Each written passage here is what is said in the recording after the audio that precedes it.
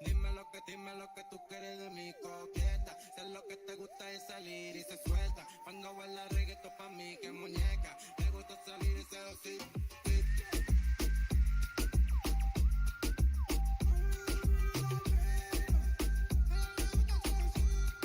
Me gusta seducir.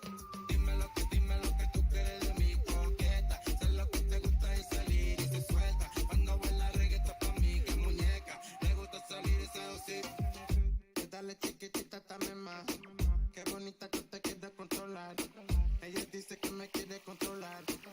Nosotros los vamos a develar más. Dime, ¿cómo tú te quieres a venir más? Dime, ¿cómo los vamos a conocer más? Dime, no te quiero solo ver, quiero compartirte. Quiero que te vean y te siguen. Soy un Manuel, le gusta o eres una coqueta. Dime cómo suena la pobreza. Sé que tú supiste que tú fuiste la coqueta. Tú siempre fuiste la coqueta. Dime lo que tú quieres de mi coqueta. Sé lo que te gusta es salir y se suelta. Cuando baila reggaetón pa' mí que muñeca. Le gusta salir y seducir.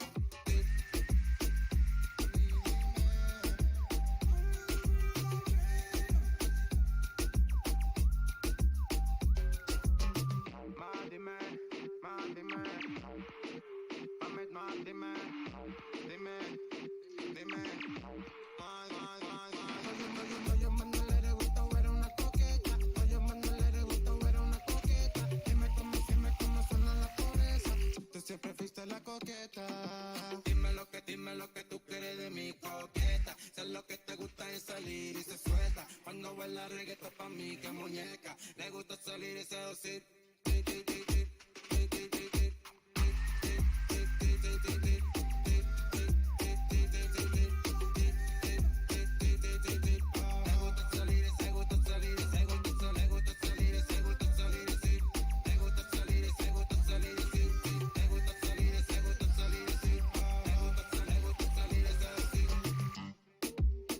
Coqueta.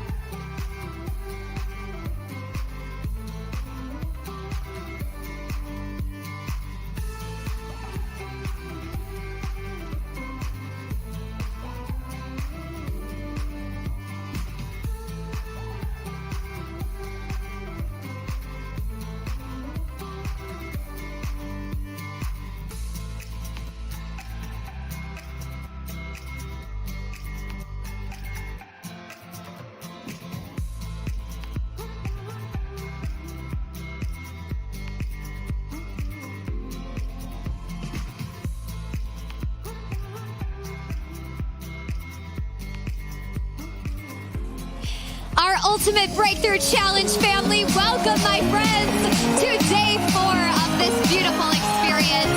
YouTube, Zoom, our VIPs.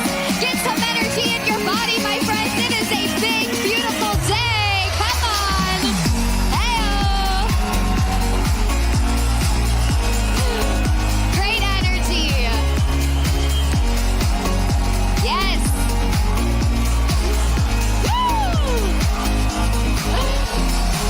Hello. Wow, VIPs, you're crushing it. YouTube, how you feeling out there, my friends? If you're feeling good, say yes. Come on, one more time, say yes. Whoa, yes. Well, welcome, my friends. Welcome to day 4. That means that it has been a day 1, there's been a day 2, there's been a day 3, and now it's day 4, and you are crushing it. Give it up for everyone from around the world. You've been amazing. You've been incredible.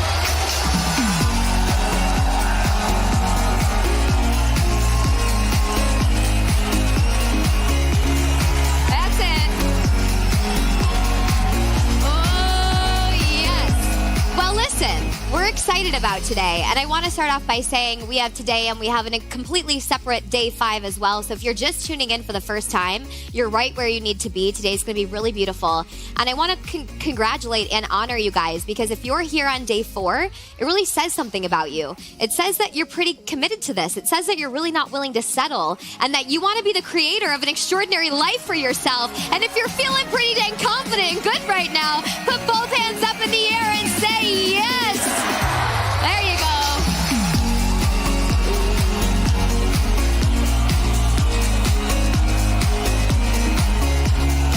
We got a firewalker in the house. I recognize you. Alan Geddes, good to see you, my man. Oh, you're so great. Okay, let's dive into today. Yesterday, you guys, we did the Closing the Gap challenge. You learned how to create your own economy. How you feeling out there after closing the gap?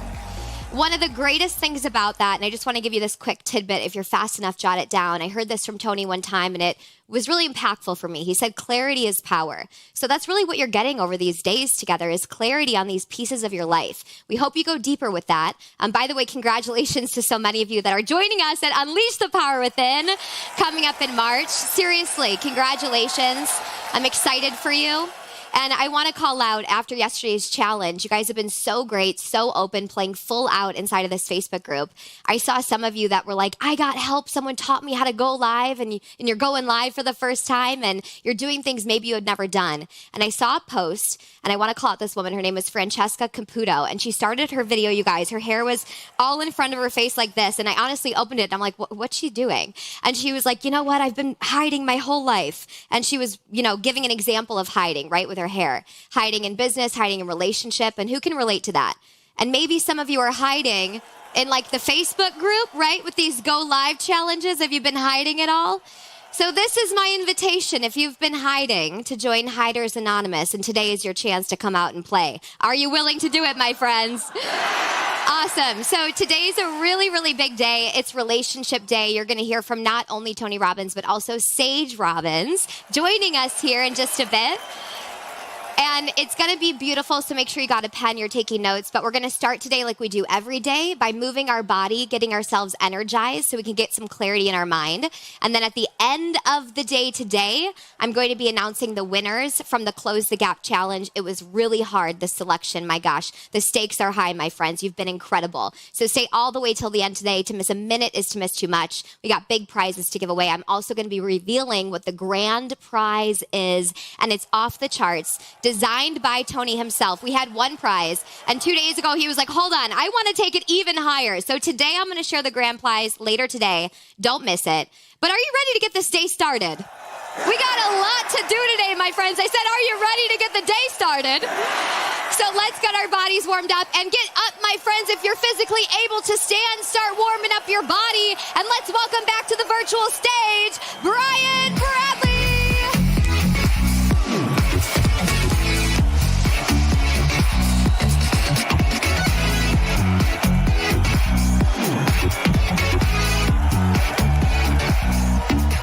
Okay.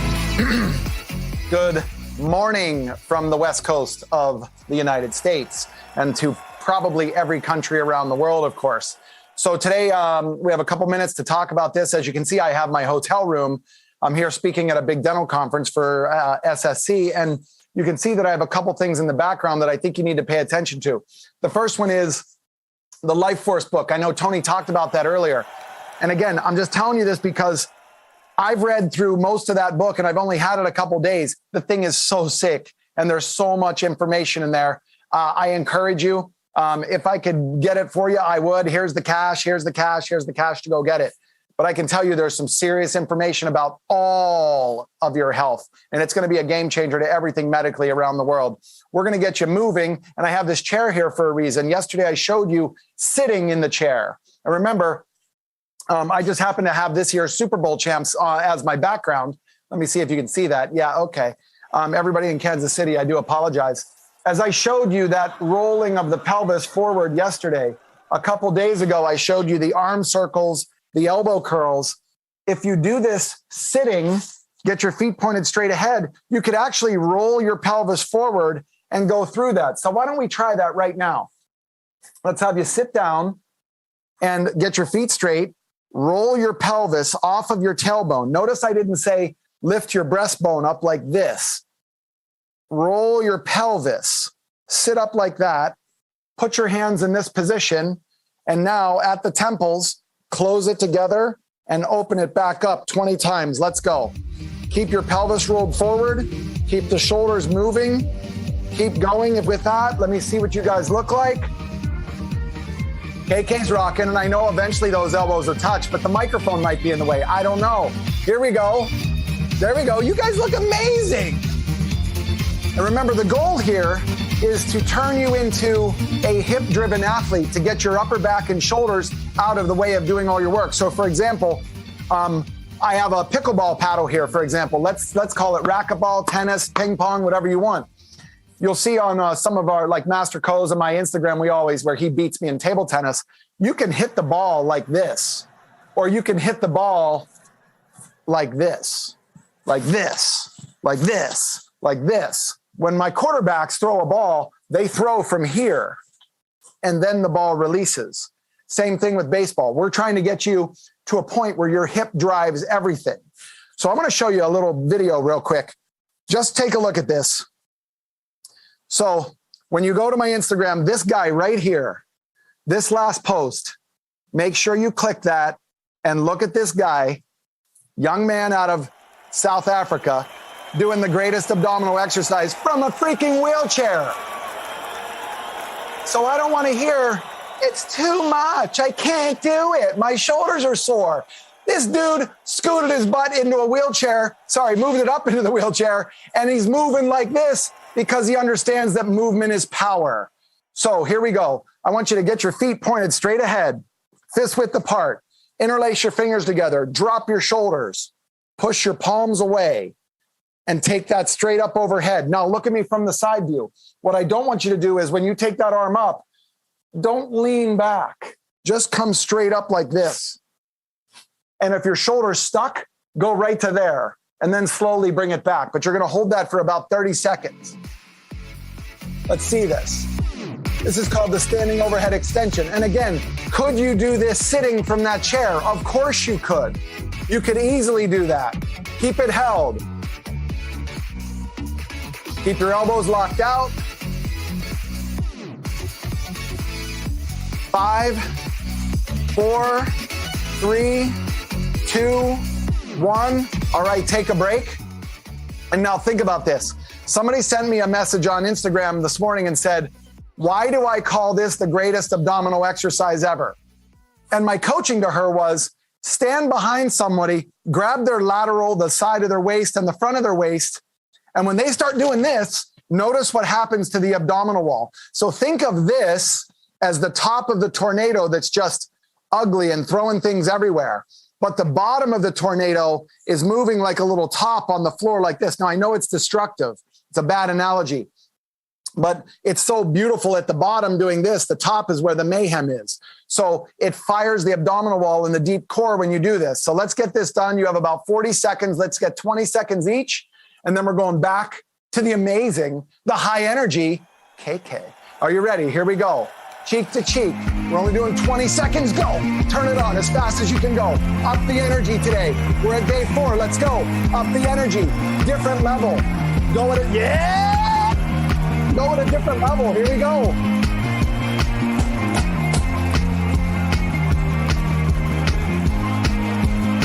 You guys are getting faster. I love it. You're getting faster. 4, 3, 2, 1. Okay, switch sides. Get the other leg behind you.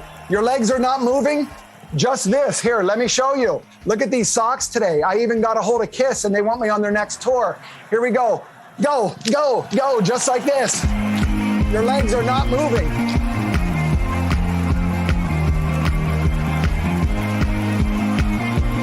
Turn it on.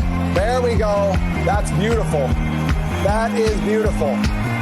Just like the young man in the wheelchair. Move your butt. Marcos, that's my boy. Yeah! All right, guys, 5, 4, and here comes KK back to you, day 4. Let's go. Brian Bradley, we love you. You guys, can we give it up for Brian? Come on, getting us energized. You guys have been going for it.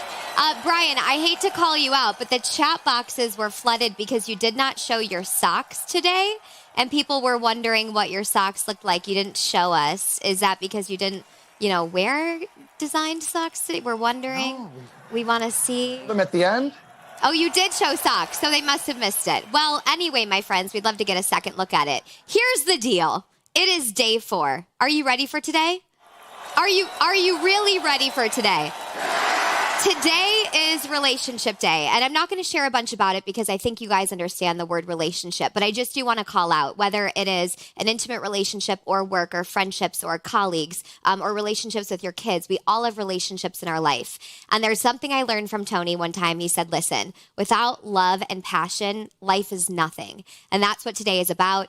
We did this event last year. We had a relationship day, and there literally was not a dry eye in one Zoom room. Today is impactful. It's going to be deeply memorable. We had a woman go live after last year, and she was like on her camera, like, babe, come listen to this, and holding the camera just so we could hear it in the other room.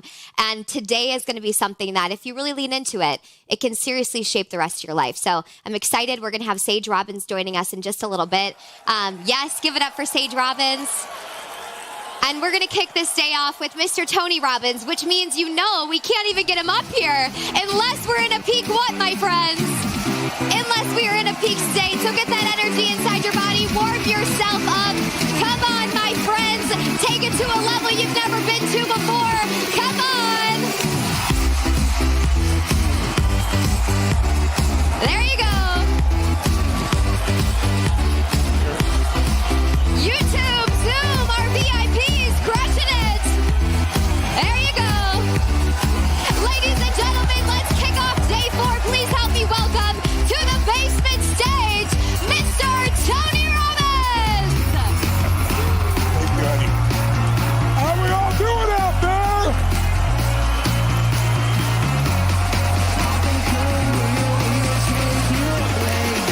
One, 2, 3, go!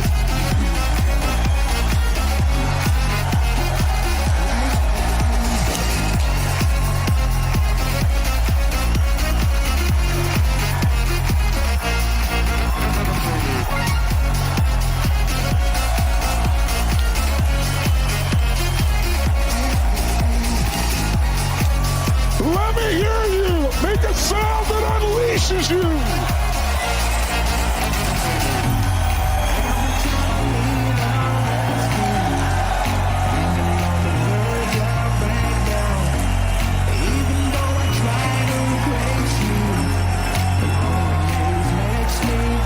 Oh, yes! High fives, virtual or in person. Come on, give him a fist bump. Go! Then sit down in a peak state.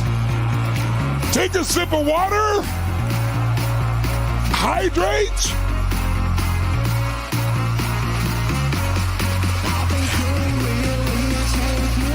And then you know the drill, more energy sitting than when you were standing.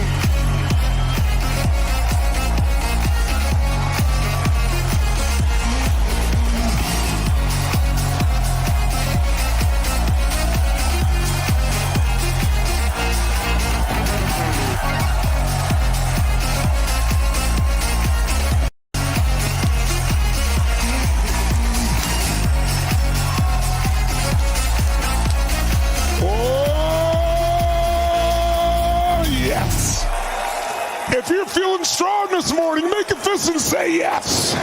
Say yes. Say yes.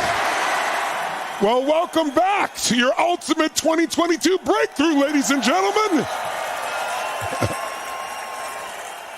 We've covered quite a bit of territory in these days, haven't we? Even these just short little sessions.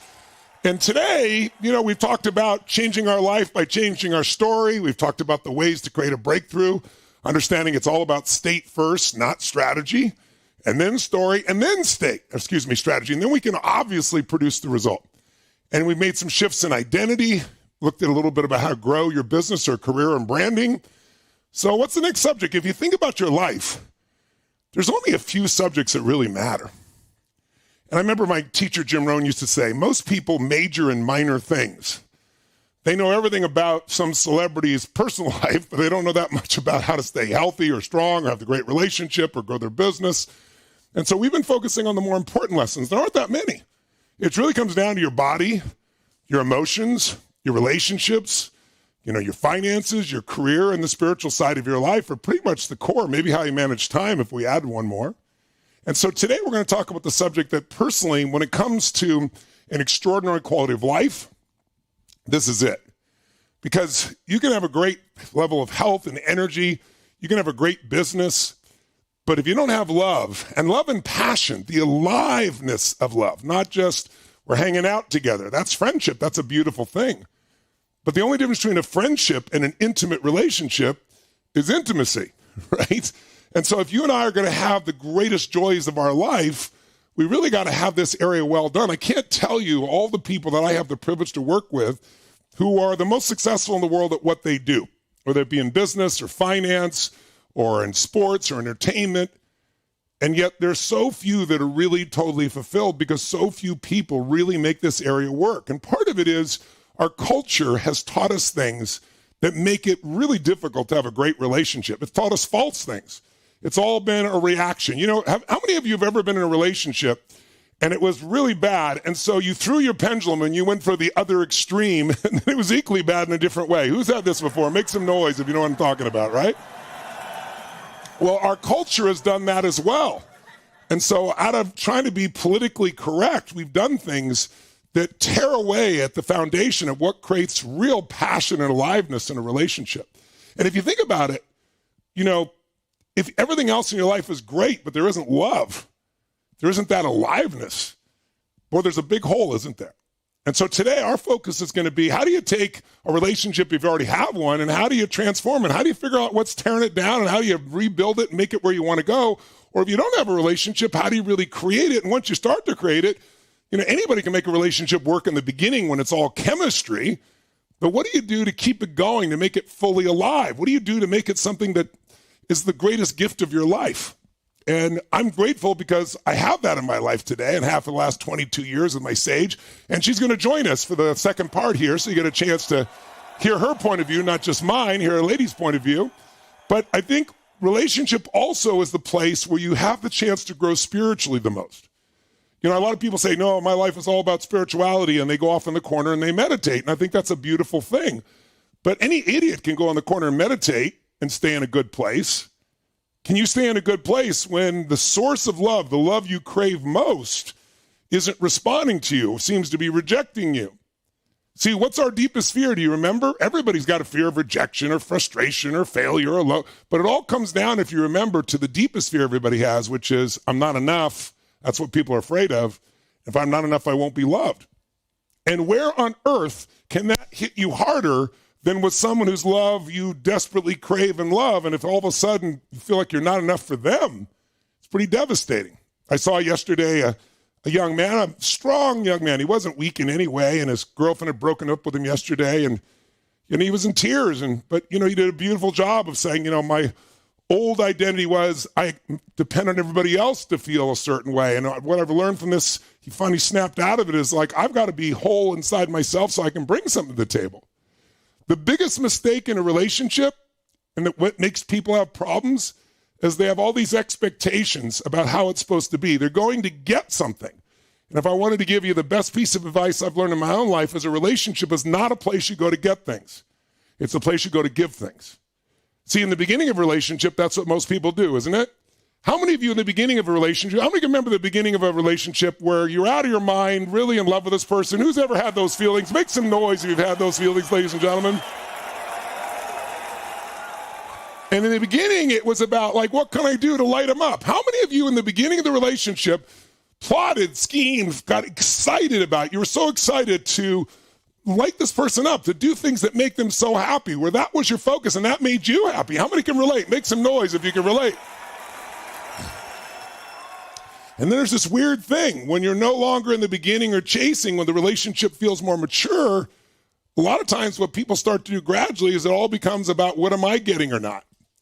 And the minute you start measuring in a relationship what you're getting versus what they're giving, you've turned it into a transaction. And transactions are not relationships. So write this down if you would. The quality of my life is the quality of my relationships, especially my intimate relationship. And that's the one people try to avoid. In fact, most people try to suck all the love out of their children because that seems like certain love, comfortable love that won't go away. These people don't have a 16-year-old yet, clearly, right? Or a 17-year-old, where some of those things might start to change, right? So instead of that, I'm talking about a different kind of love. I'm talking on an aliveness, a passionate love. So I thought maybe before we start, we're going to do a couple things today. I'm going to bring in, because in a real, a live event, we have a little more time, obviously, than this tight frame. And I do a lot of interventions. And some of you, the people that are with me on Zoom, know that afterwards we do Q&A, and usually it turns into some form of intervention. Intervention meaning where we start to help someone rewire. So it isn't just understanding the principles, but it's getting them to make the real shifts.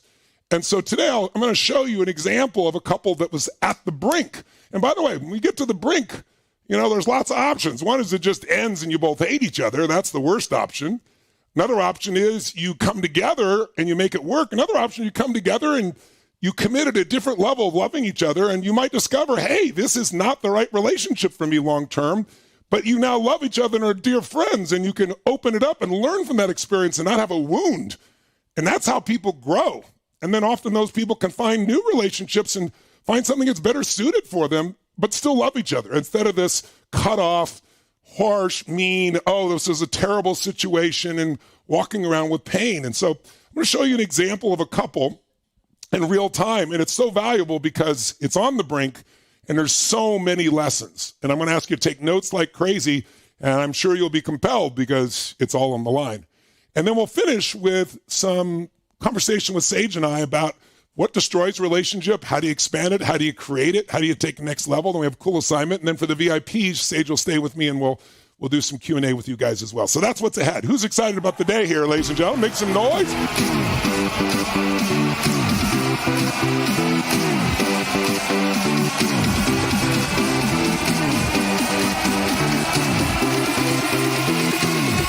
All right, stand up.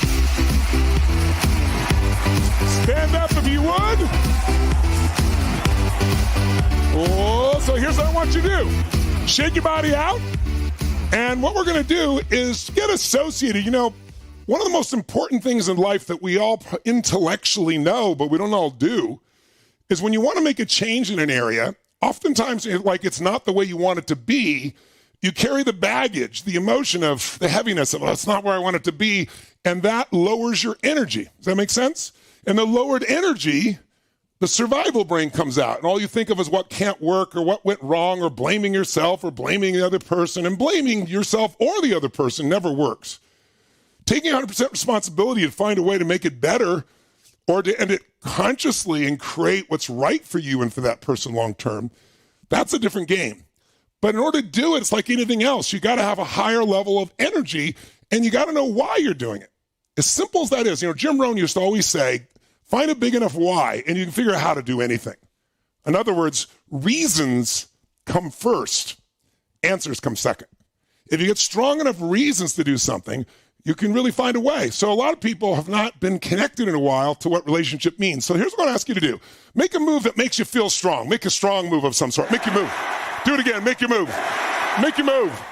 Make a sound that unleashes you and feels great. Make a sound that unleashes you.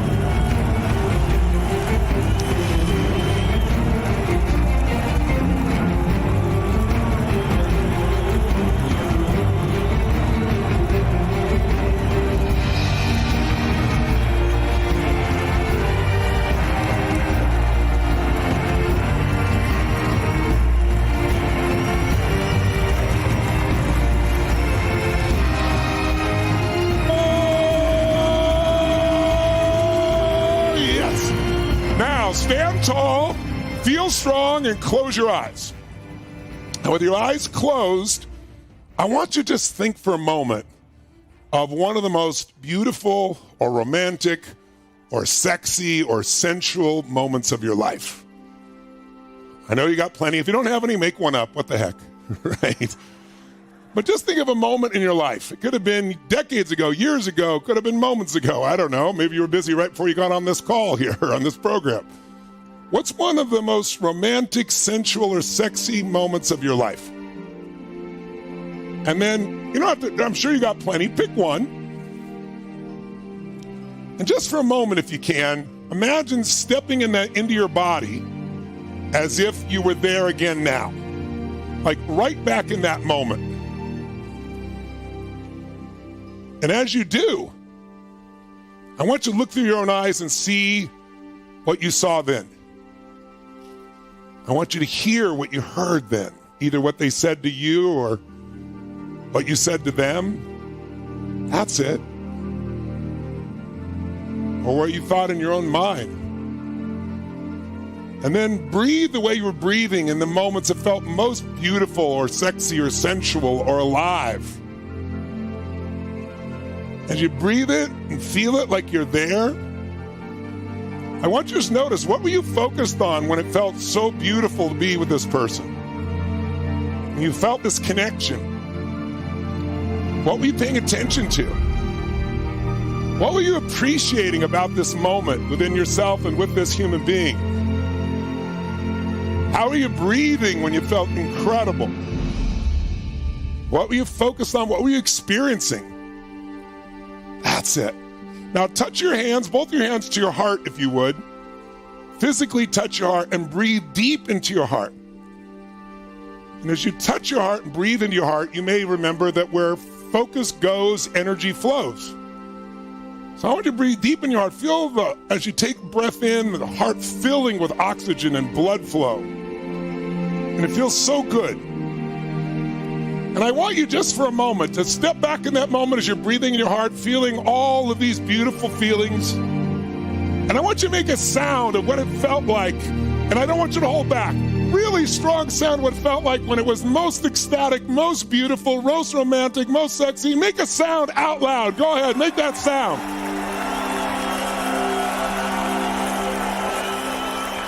Do it again. Use your whole body. Extend your body if you want to. Make the sound of what it feels like to be in this situation.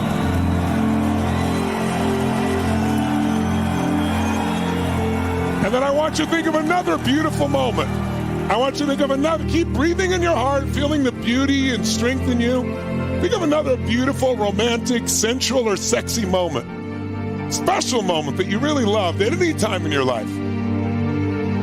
Step in your body as that person, back as you were in that moment. And then once again, breathe deep.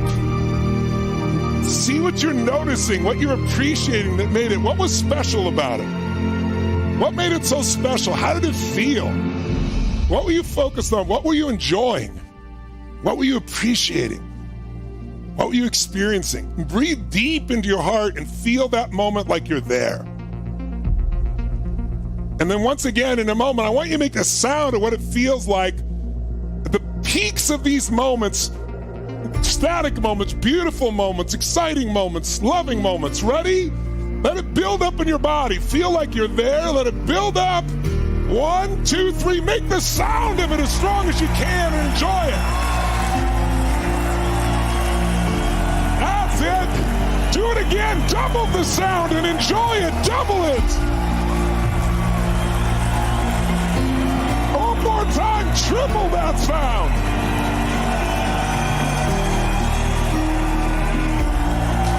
That's it. That's it. That's it. And as you feel this, what made it so special? What were you focused on? What were you noticing? What were you enjoying? That's it.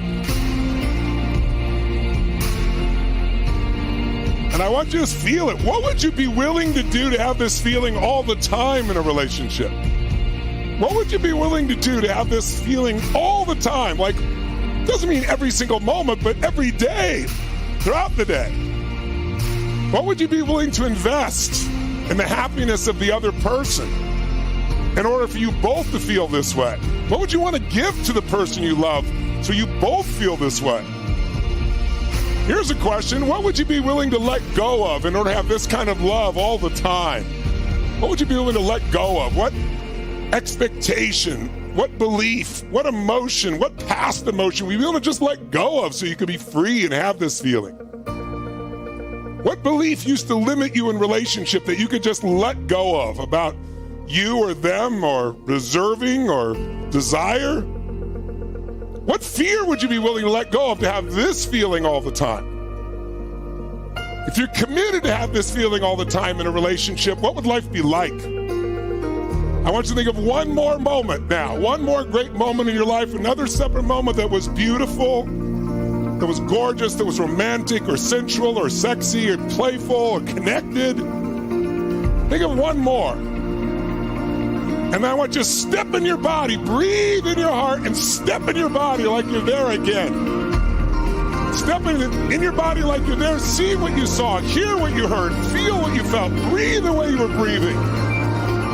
Fill up with that feeling, notice what you're noticing, appreciating. And then make the sound with all you got of how good it feels to feel this alive, this much joy, this much love. Extend it. Make a sound out loud. Go for it. Now double it. Double the sound. Extend your body if you want. You let go of your heart. Just feel it all. That's it. That's it. That's it. It's beautiful. Beautiful. That's it. That's it. That's it. Now, what would you be willing to give, to enjoy? What would you be willing to let go of to have this all the time? Feel it deep in your heart and soul. Decide this is something you're going to make happen. You're going to recreate it. You're going to awaken it. Or you're going to attract someone to feel it. And then open your eyes. Give thanks for the beauty of what you've already had in your life, which means you can create it again, or a whole new level of it, or a deeper level. And then I want you to sit down just for a moment, and I'd like you to write in the chat 2 things if you want. What made it special, and what would you be willing to let go of or give up? What fear, what belief, what limiting thing in order to create this all the time? Go ahead and sit down if you would, feeling strong. And put in the chat if you're willing to. What made it so special? And what would you be willing to do to have this all the time? What fear would you be willing to let go of? What limitation? You got about 2 or 3 minutes. Go ahead and type if you would. What do you got to let go of in order to create this again even more deeply? Let go of being fear, for being hurt. Allow myself to feel safe, which means faith, because it's not always feeling safe. What's the new belief that would replace the old belief that would free you? What's a new belief? What's a new emotion you could replace the fear or the frustration or the anger or the anxiety or the loneliness with? What new belief would empower you? What's a deeper truth? What does your soul know is true when you're not in fear? If you weren't afraid of rejection, if you weren't afraid of being hurt, what would you do?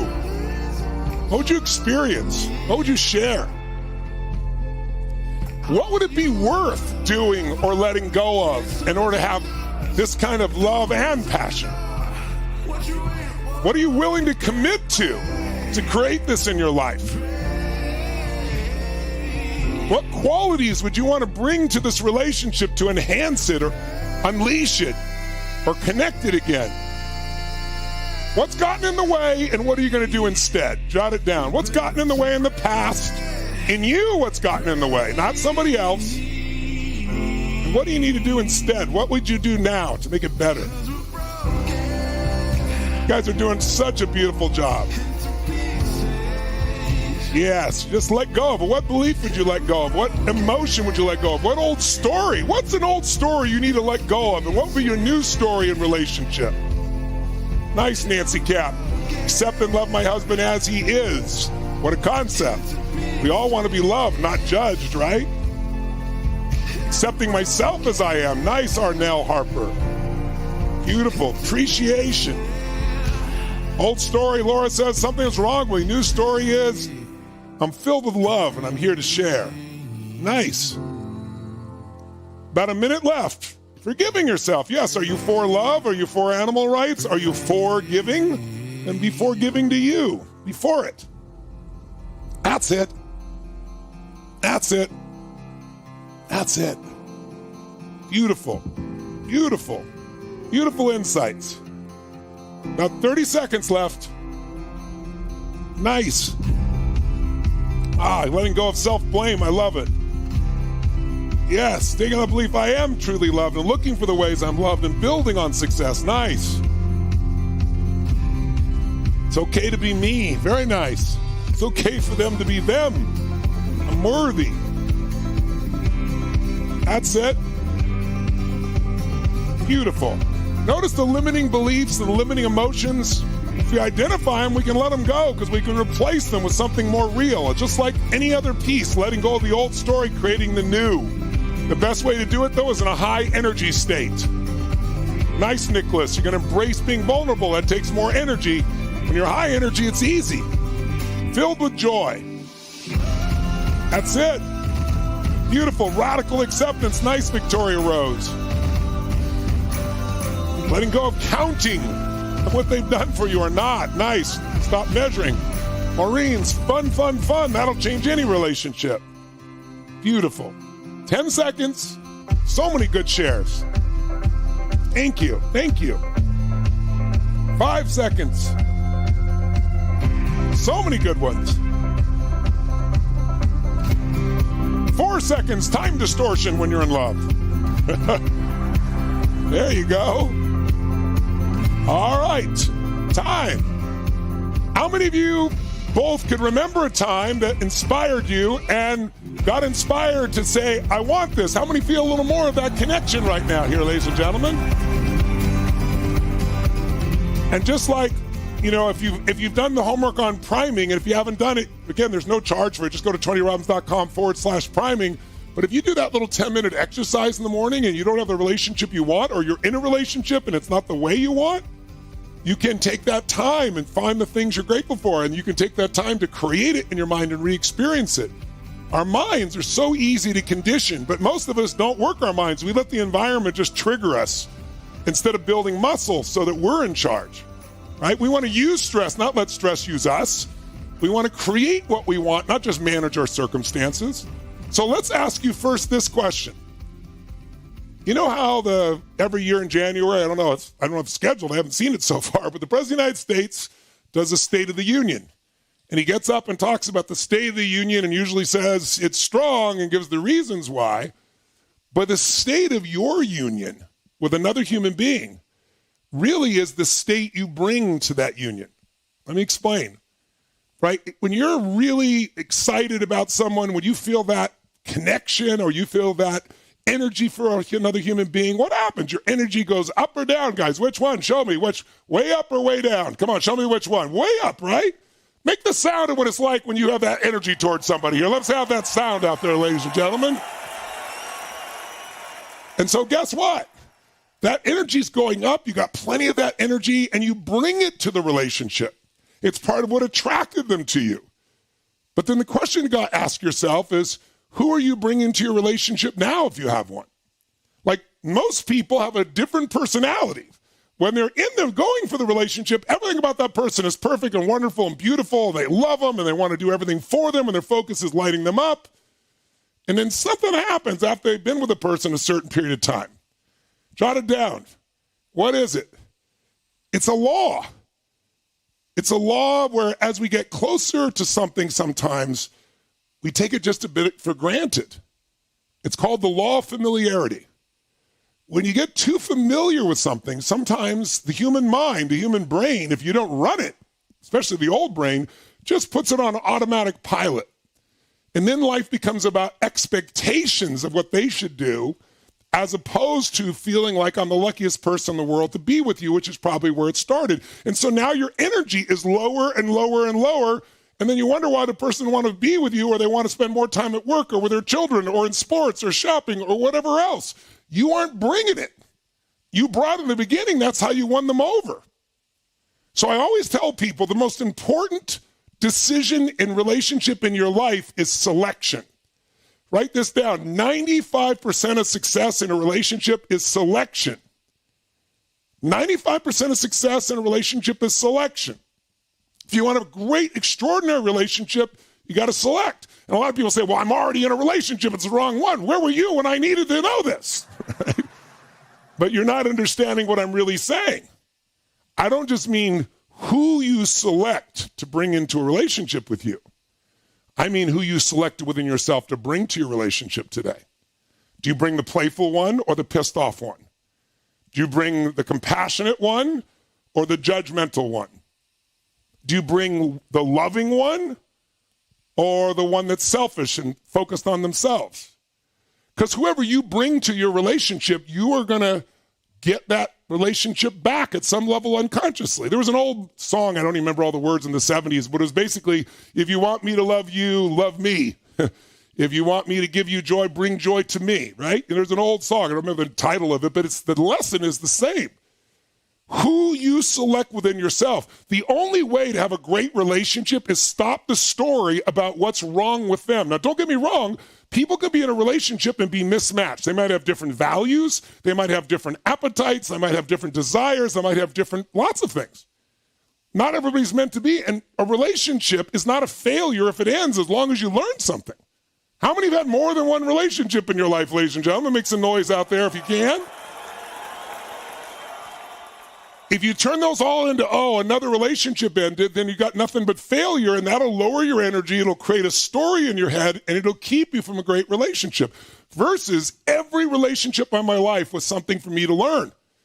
But if you just learn that they're a terrible person or you're a terrible person, or these gross generalizations, because that's what the mind does.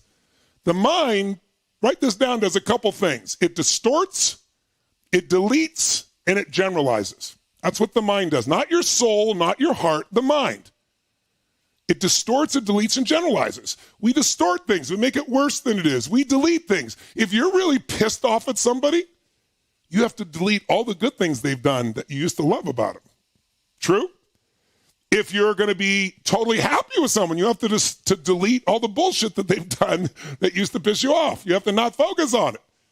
Because everybody's had their times. If you're human, and we generalize, that person's like this because we don't like how they're being, and we say they're always like that, and it's just not even true. But once you start distorting, deleting, and generalizing, once you stop making it wrong about the other person or about yourself, I'm not good enough, that's another distortion, deletion, or generalization, things go nowhere.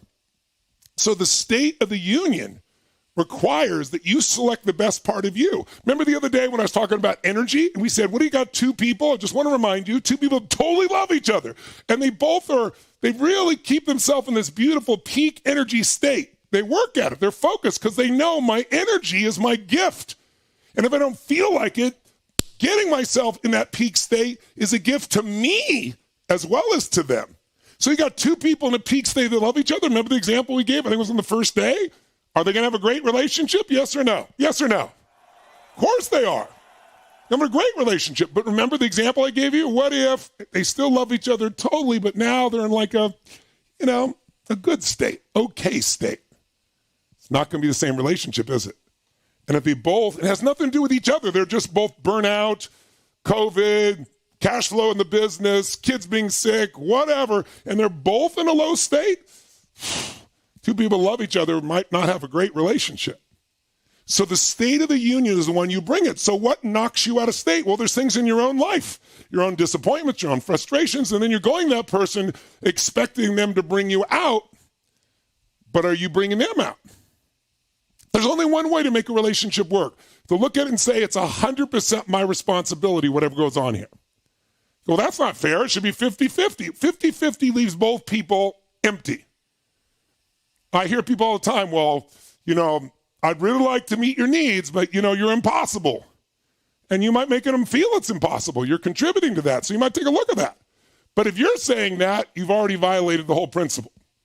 Like, what if their needs was your needs? That meeting their needs is what made you joyous instead of you measuring what you're getting versus what they're getting, what they're giving or not giving. Now, again, you're in a transaction. And transactions make you and the other person feel empty.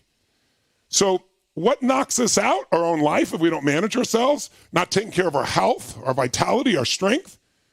But another thing that gets in the way is that we're different species. Now, there are many kinds of relationships, obviously. But no matter whether it's a heterosexual relationship or a gay or lesbian relationship even, doesn't matter. For two people to have a great relationship, let's make a couple quick notes. Number one note is this. What makes a relationship work is things in common. Jot it down. What makes a relationship work is things in common, especially when those things in common are values, emotions, things that you share, family, kids, goals, dreams. But what makes a relationship passionate is differences. Not differences in values, differences in energies. And one of the things that we forget is that, yes, every person who's alive has two energies, masculine and feminine energies. There's no such thing as an only masculine man. He might be dominantly masculine, perhaps. There's no such thing as an only feminine woman. We're all, regardless of sexual preferences, we have both. It's like the yin and yang are inside all of us. But we are born with a sexual essence. And some people are born more masculine in their core energy and some more feminine. But any woman can do anything a man can do, obviously. Women can do things today that a man can't do. They can have a child without a man. So this is not pigeonholing you into roles or that kind of bullshit. I don't believe in that at all.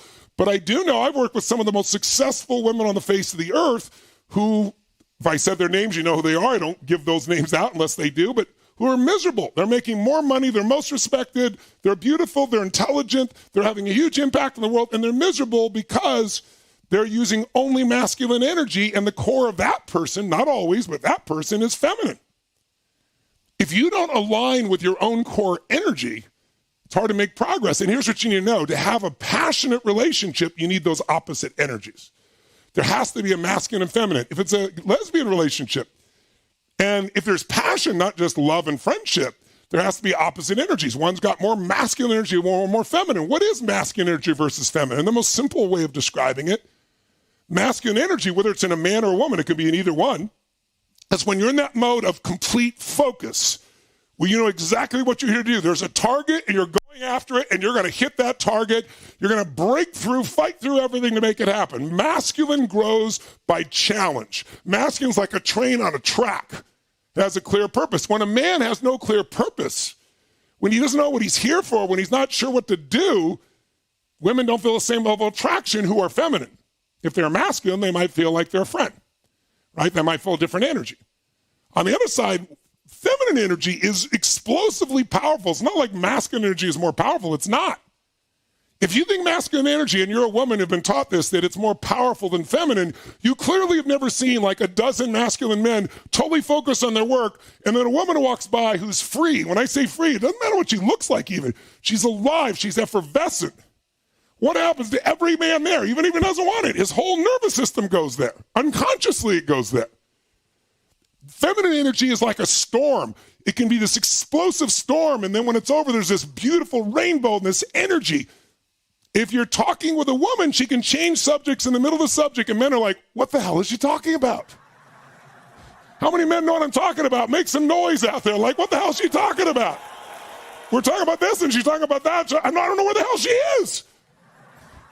But women know exactly what a woman's talking about. They can change subjects easily because your brains are wired differently. See, we try to say we're all the same. That's what, PC culture has created, but it's bullshit.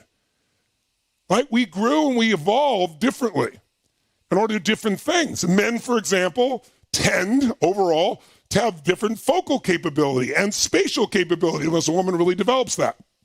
Because what did men do? The job for eternity was go out and hunt. And by the way, when you go out hunting, you don't talk.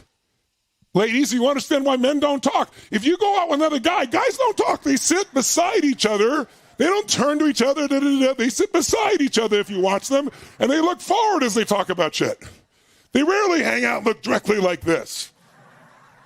I have this woman that, as an anthropologist, and she shows children before they're really conditioned, little children before they even get in school, little children when they're in preschool, when they're in, grade school, high school, and you see these boys, they give them chairs and say, go talk, and the boys all point their chairs side by side, looking in the distance and talking about things. Whereas girls turn their chairs like this and they're talking to each other, and they talk a lot.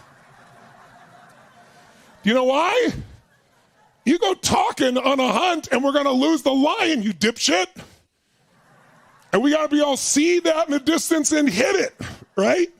But women's nervous systems were developed differently. We both, by the way, to survive, risked our lives.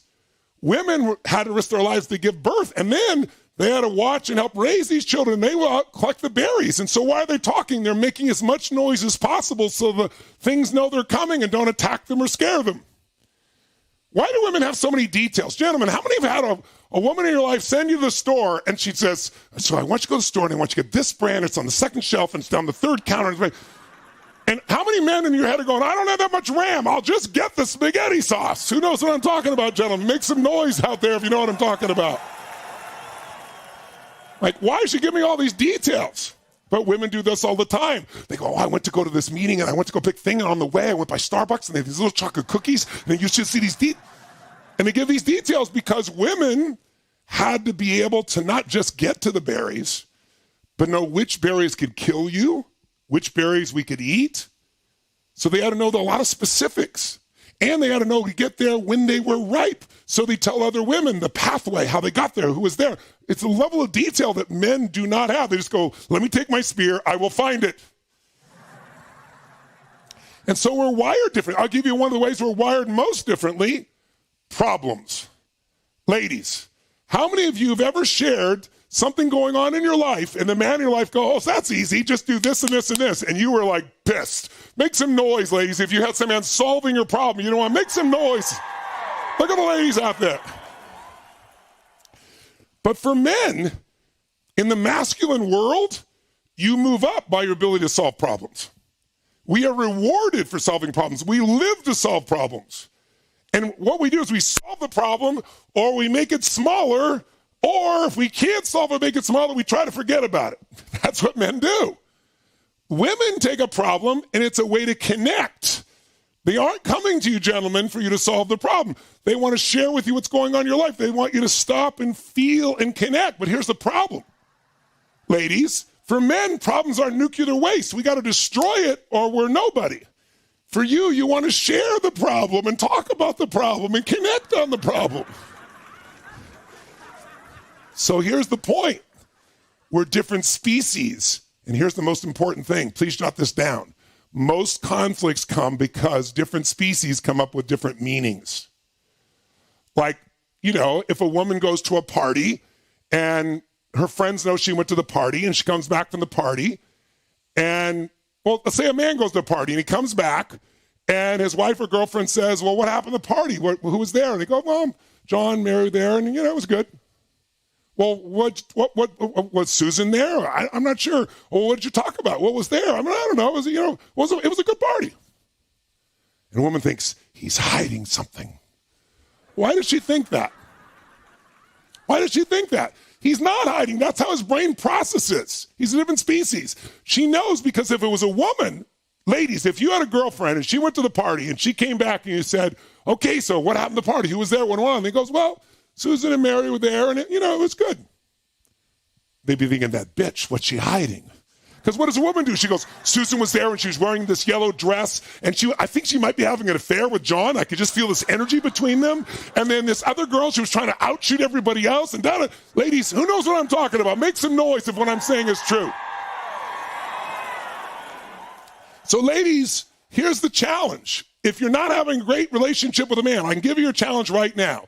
You think men are hairy women that just need coaching. And no man wants to be coached, right? Women are coached all the time, but men don't. Here's the difference.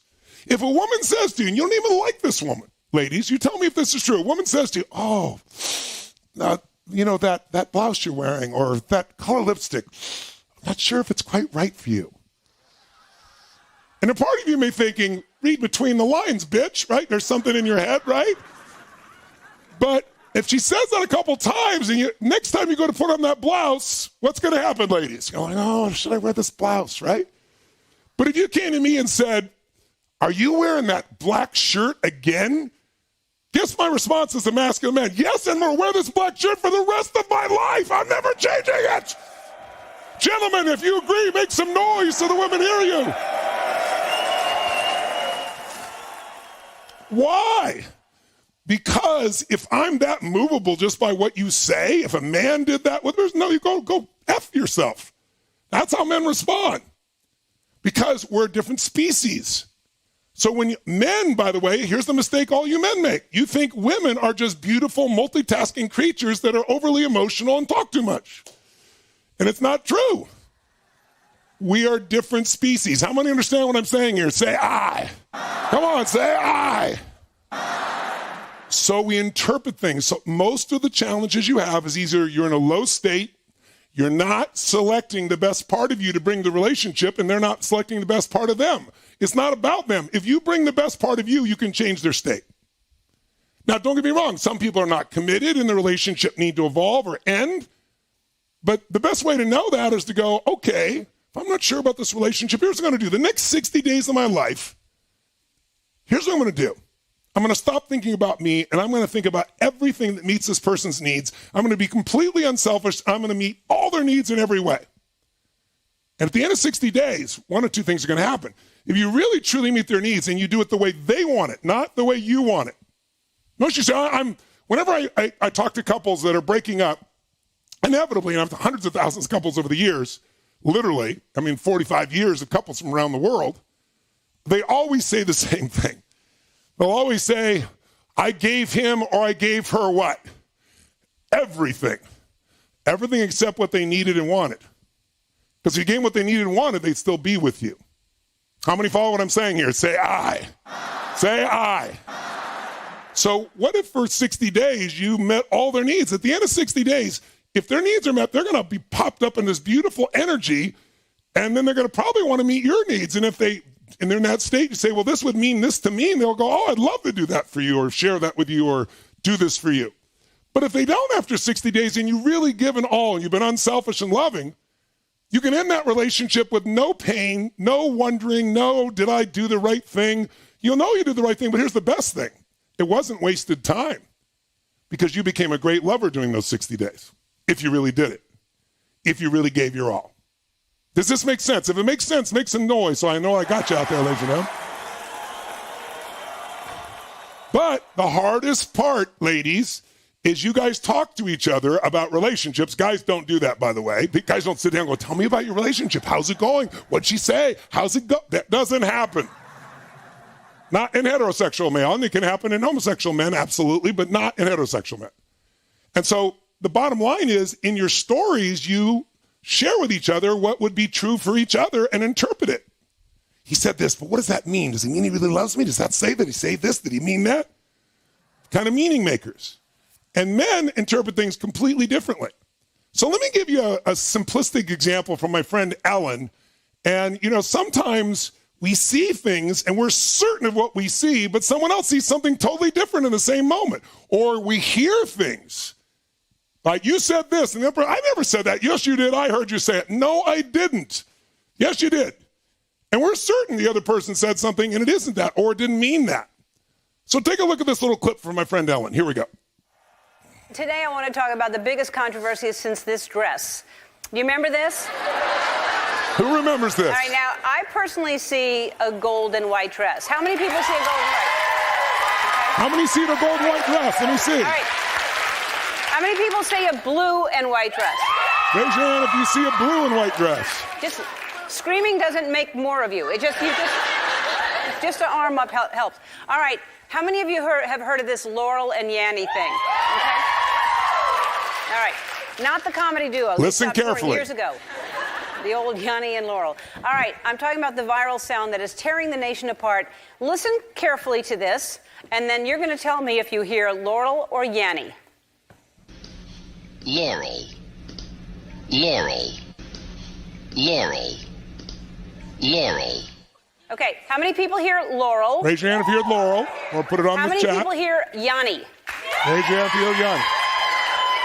Again, yelling does not make more of you. You still are not as many people as the correct people, which are Laurel. It is Laurel. It's Laurel.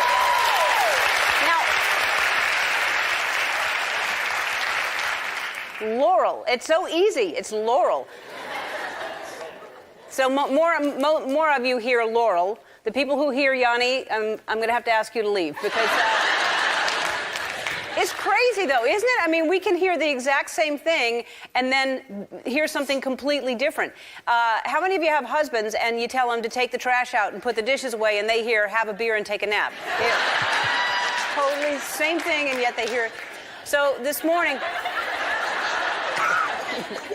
I heard something that blew my mind even more. Okay, I'm going to play a clip. Listen carefully to this. All right, now I'm going to play a different clip. The juice of lemons makes fine punch. Now I'm going to play the first clip you heard. It's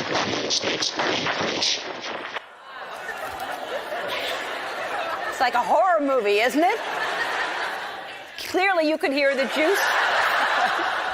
The juice of lemons, right? Makes fine punch. At first you just hear static, but then the brain knows what to listen for, and then you hear it. Apparently it comes down to pitch and the power of suggestion, and I think that's a good lesson to remember because, you know, there are times that we're going to disagree, and it doesn't matter who's right and who's wrong, and what makes you better is really listening to somebody else as long as they hear Laurel. Give her a hand for Ellen.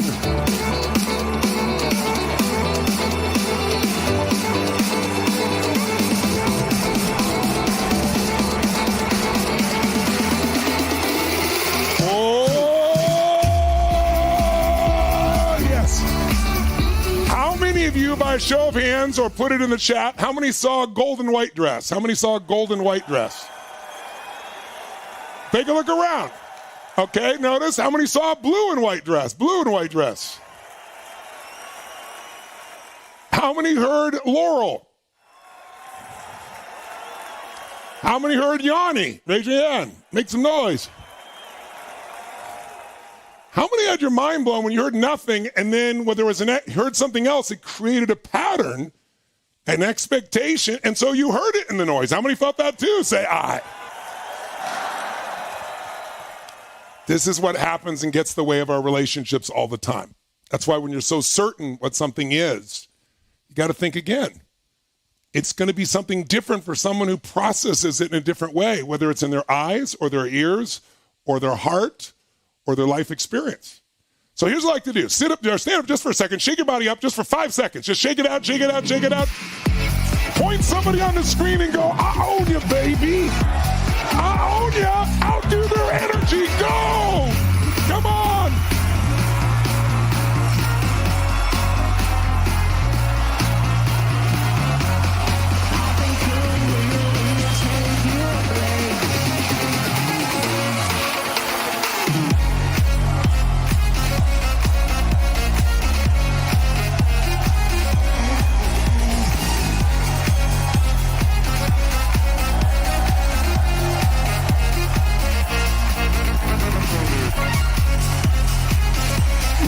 Sound that makes you feel great, whatever that sound is.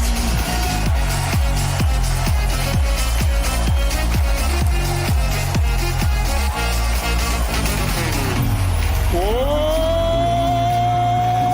yes. All right, grab a seat, feeling strong. Quick sip of water. Quick little sip of water. Hydrate. Stay focused. I'm watching you there, Leanne Evans. Yawn is not helping you right now. I got my eyes on you, girl. Drink some water. That'll change your state. Also help not to lean like this while you're learning. Okay. You can do whatever you want, but there you are. Thank you. That's great. All right. Now, in your chair, create the energy one more time.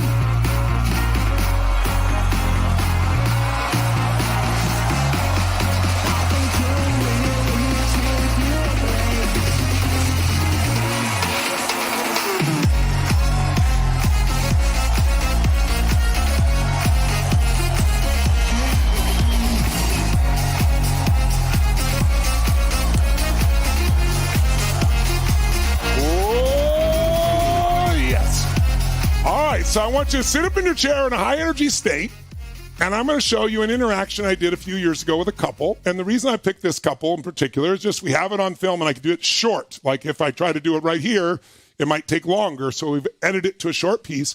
But I also picked it because these two people are on the brink. And what can happen when you're on the brink?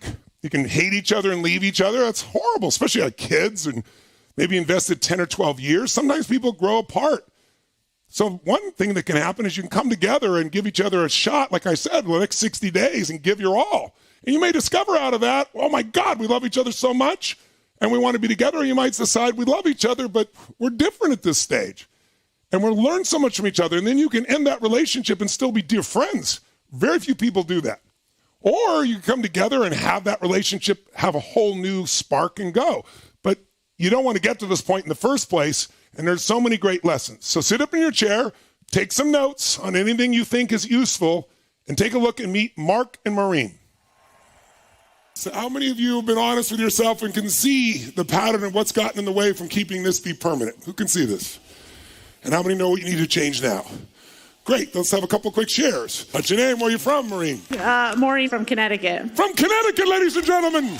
Tell us, what were the qualities that you really want most that you discovered that you really want in a relationship? Really honesty, people on the same page with you, same level of growth, same level of commitment, loyalty. Just passionate, just same goals in life. Okay. And tell me, what's gotten in the way of having that be sustained?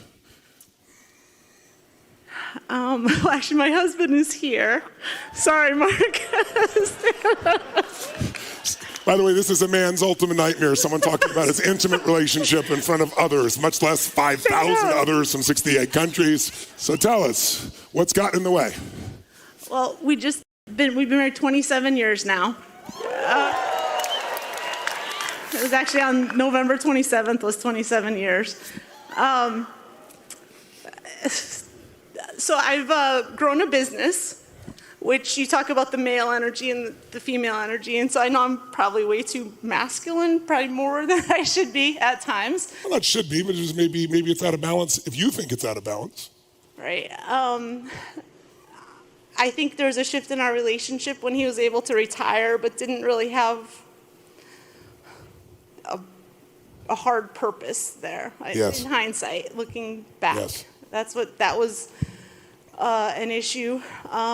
So we've been having a hard time for about 4 years now, and we actually came here saying we're going to decide at the end if we're going to find a path to continue, or if we're just going to separate our ways. Okay. So what have you decided out of this beginning portion here? What part have you played? Because all I heard is about him so far.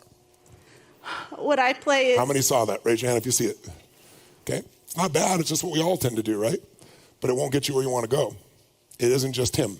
No matter how thin you slice it, there's always two sides.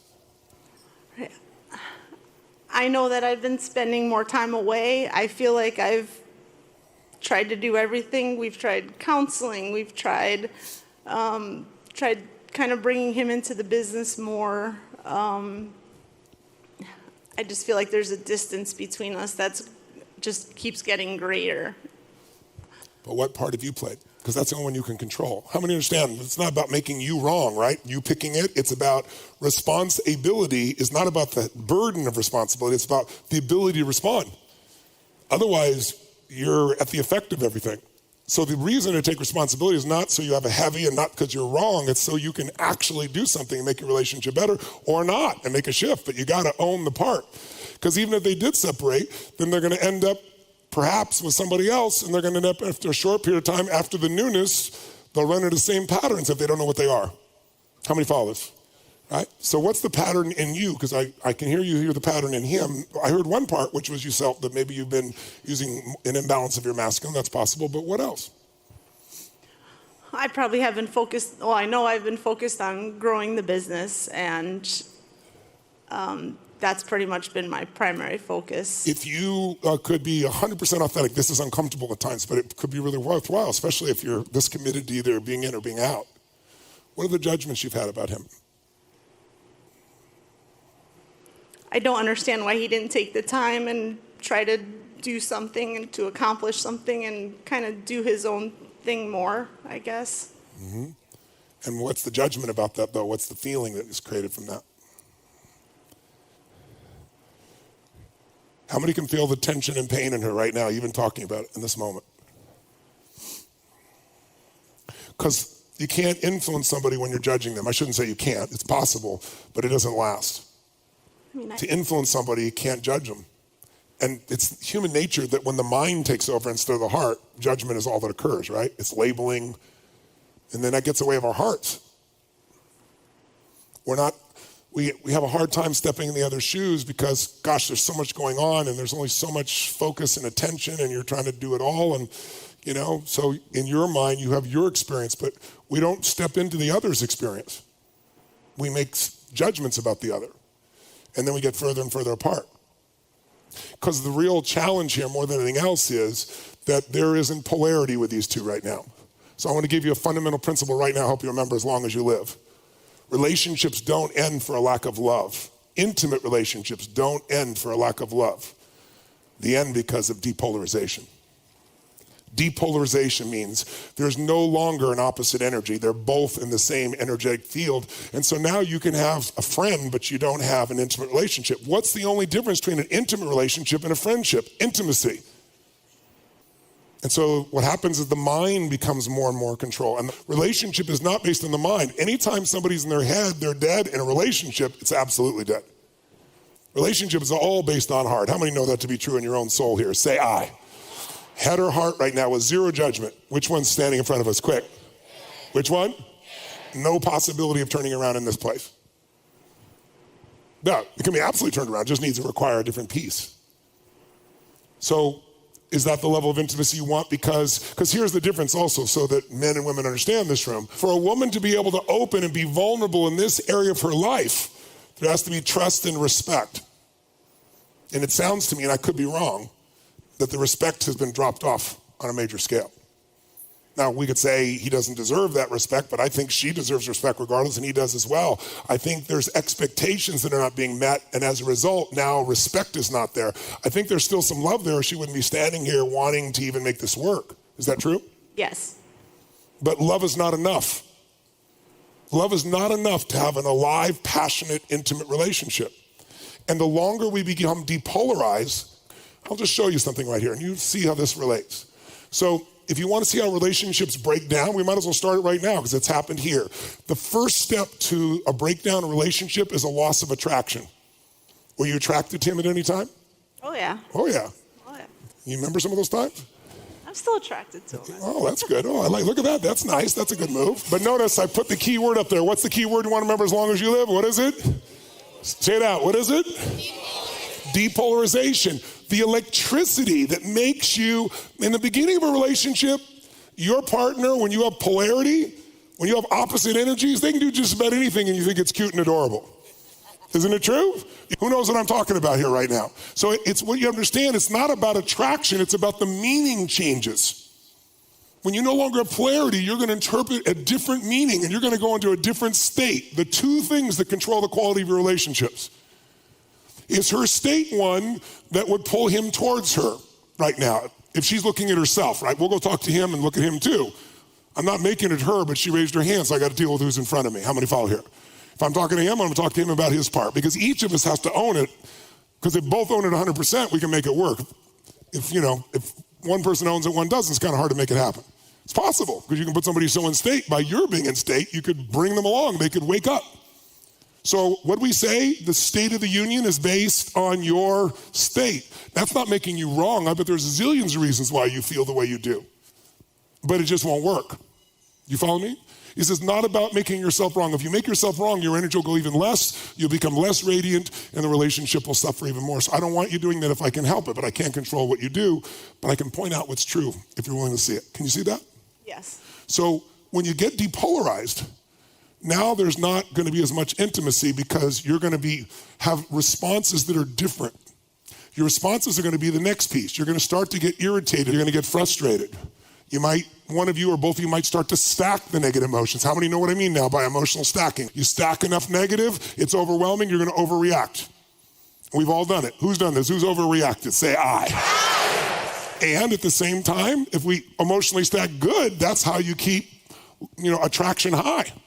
But if you don't consciously do it, we live in a world where we're supposed to be everything for everybody all the time for our partner, and there's a lot going on.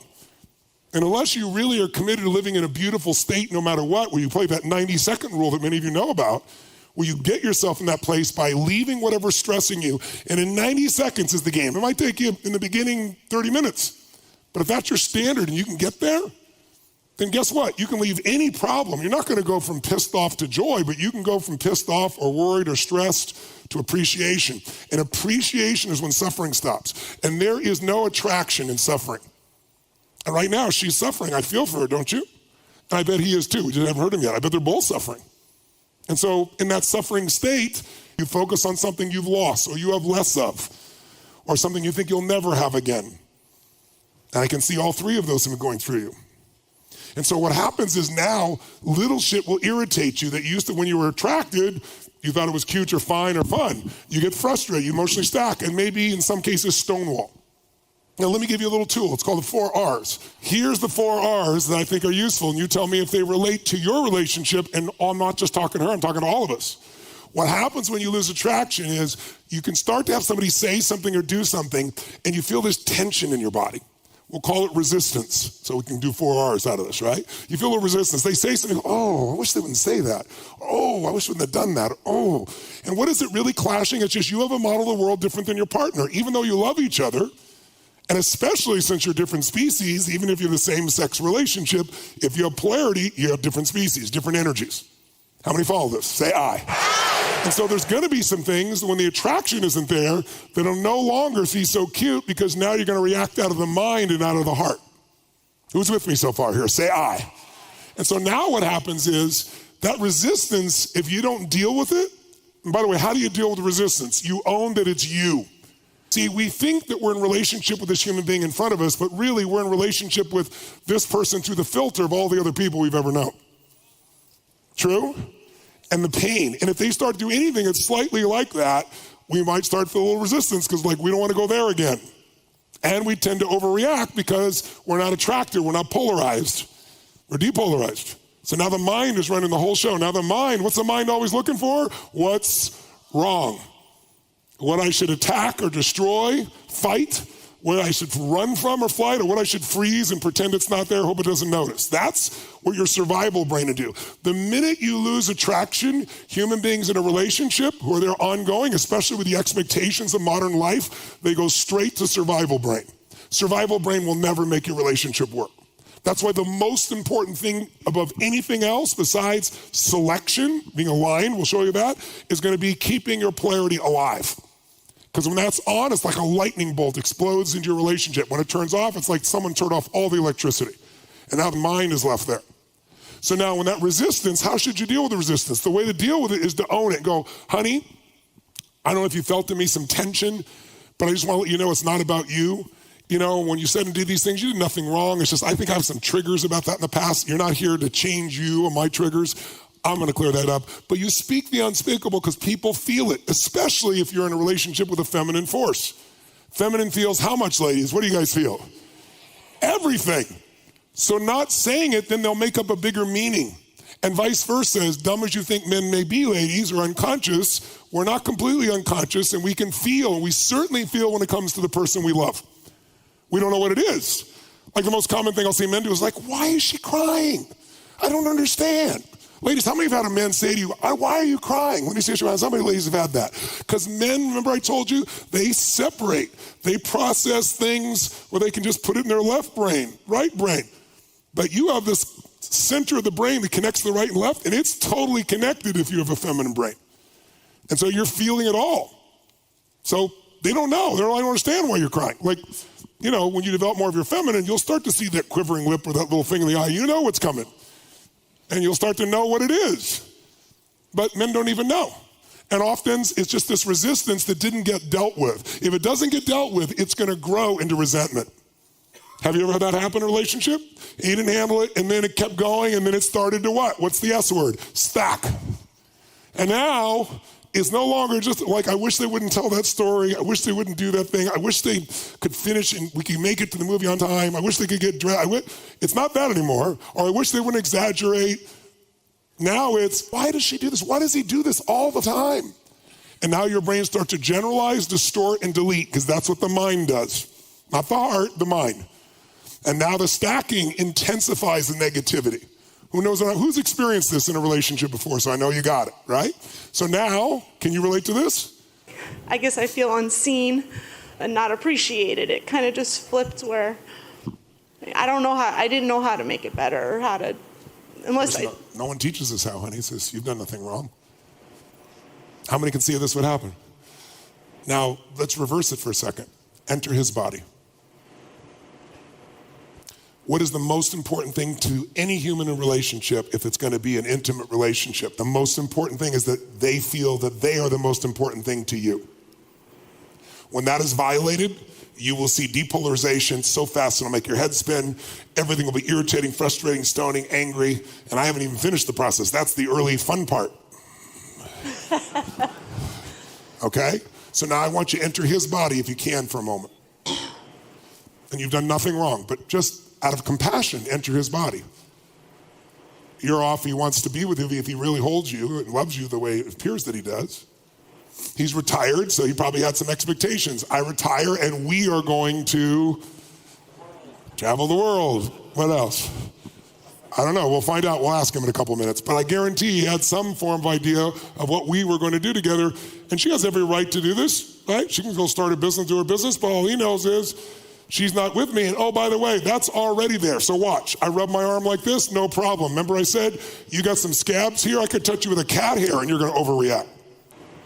I'm not making you wrong, I'm just stepping in his shoes, right? Because I want him to do the same thing for you. Yeah, no, I agree. I can understand where he'd be upset, yeah. No, but I mean 0 to 10, how upsetting? 10. Yeah, maybe even 100. Yeah. Because that's what the mind does when you're in the mind. We're not in the heart. We distort, delete, and generalize to meet our own story. That makes us feel good about ourselves because we're all afraid we're not enough and we won't be loved. And where does that emotion come up more powerfully than in an intimate relationship? Who else has the power to have you feel like you are worthless and unloved than someone whose love you desire the most? That's why it's the place of the ultimate pleasure and the ultimate pain if we don't manage it well. Let's go back to the R's. That's when your resistance, your resentment start to occur. How many follow? Is this making sense? Because what we're trying to do is decipher so that we can know what's really going on so we can change it. If you can understand, it's not that complex. Depolarization, that's the problem. Depolarization leads to irritation, frustration, emotional stacking. What is it? Resistance. What should you do when you feel resistance? Own it's your thing, not theirs. Don't keep it in your head. Don't stack it. Communicate it. Own it. But if you don't handle it, it goes to resentment. I was asking you, so when that happened. I guess I never understood why he didn't, I don't care if he went fishing every day, as long as he was doing something that made him happy. Like, I didn't expect him to, it almost became like a competition with us, but I never, like, I don't feel like it was from my side. You know, I was just trying to do what I was trying to do. You just wanted to go do your thing and him be over somewhere else, which means there's no relationship. Yeah. How do people get in relationship? Do you all know? 3 keys, write them down. Proximity, proximity, proximity. Touche. You don't have enough proximity, it's gonna be hard to have chemistry. Without chemistry, there's no attraction. Without attraction, the mind is running the show. Now loss of attraction, now irritation, frustration, resistance, resentment. If you don't deal with things while they're resentment, it'll go to rejection. By the way, resentment, people don't usually say anything. They sometimes roll their eyes. Or, you know, they look the other way, or they make a smirk, or they talk to their girlfriends. By the way, what's rejection? Now you snap at somebody and they feel pissed off. Like, why are you snapping at me? I didn't do a thing. They don't realize you've been stacking for a long time. So all they know is you're unreasonable. You're yelling at me? What are you yelling at me for? And he loves her, so he didn't say anything. And he wants her to have what she wants probably. But at the same time, he's missing it and probably feeling alone. Going fishing by himself only goes so long. But she's like, he's fishing, he should have a good time. And if you don't deal with rejection, now you're snapping at each other, smack and people get pissed and now you're in reaction.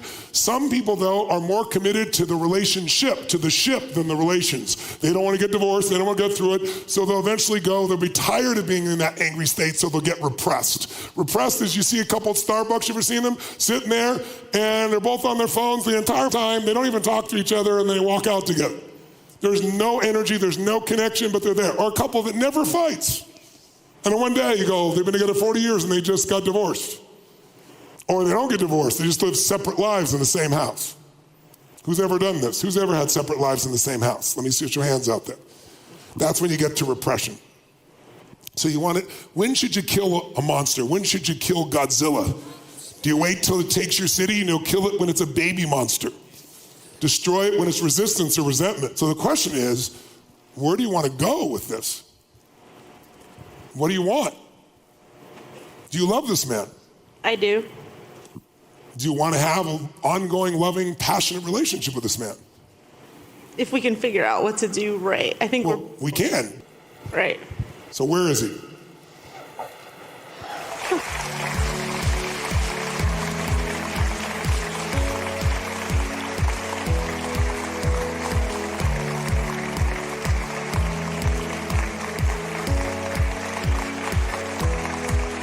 Mark, you've been listening all this time, so I want to hear what you can own in yourself. When you wrote down the qualities you wanted in a relationship that have been the best, what were some of those? And what did you see that maybe has gotten in the way on your side? And then is there anything here I've said that makes any sense to you? We do spend a lot of time apart now. You do spend a lot of time apart? Yeah. Is that what you want? Could be a month at a time. No. Could be a month apart. No, I don't want to spend any time apart. You don't want to spend any time apart.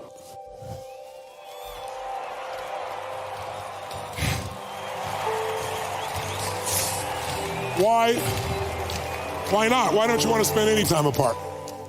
No, I just love her company. I love her clothes. You love her company? Yeah. Yeah. What are the qualities that you want in your relationship with her? Qualities? Yeah. Like love or aliveness or passion or fun or playfulness or compassion or connection or what's any of those that might be important for you? Connection. Connection? What else? Our closeness, our love, our closeness, really love her. Seeing her smile. To see her smile. Sorry. How much does her smile impact you when she's really happy? Ladies, make some noise if you see this right now. Make some noise. There's very few things more beautiful, are there? Yeah, makes me melt. Yeah. I ain't gonna lie. And if you feel like you made that smile happen, does it feel even better? Oh, hell yeah. Yeah, absolutely. Hell yeah. I see. Can you see where, for a variety of reasons, she would feel unseen, even if that wasn't your intent? Yes. Mm-hmm. Can you see where she might feel not understood? Absolutely, because she's tried to explain to me why she's doing what, you know. She's tried to explain to you why she's what? What she's doing in her career. Yes. And for me, I understand why she's doing it, but yes.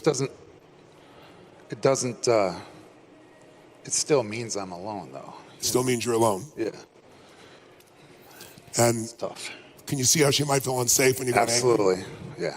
She has to travel a lot by herself. But I'm saying when you got angry that day that she was talking about, do you remember that day? Yeah. Yeah. That's not me.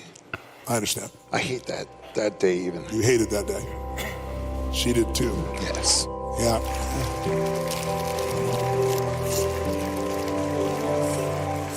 And what are you into?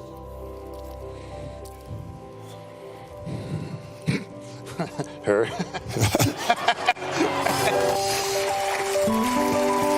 Give it up for him.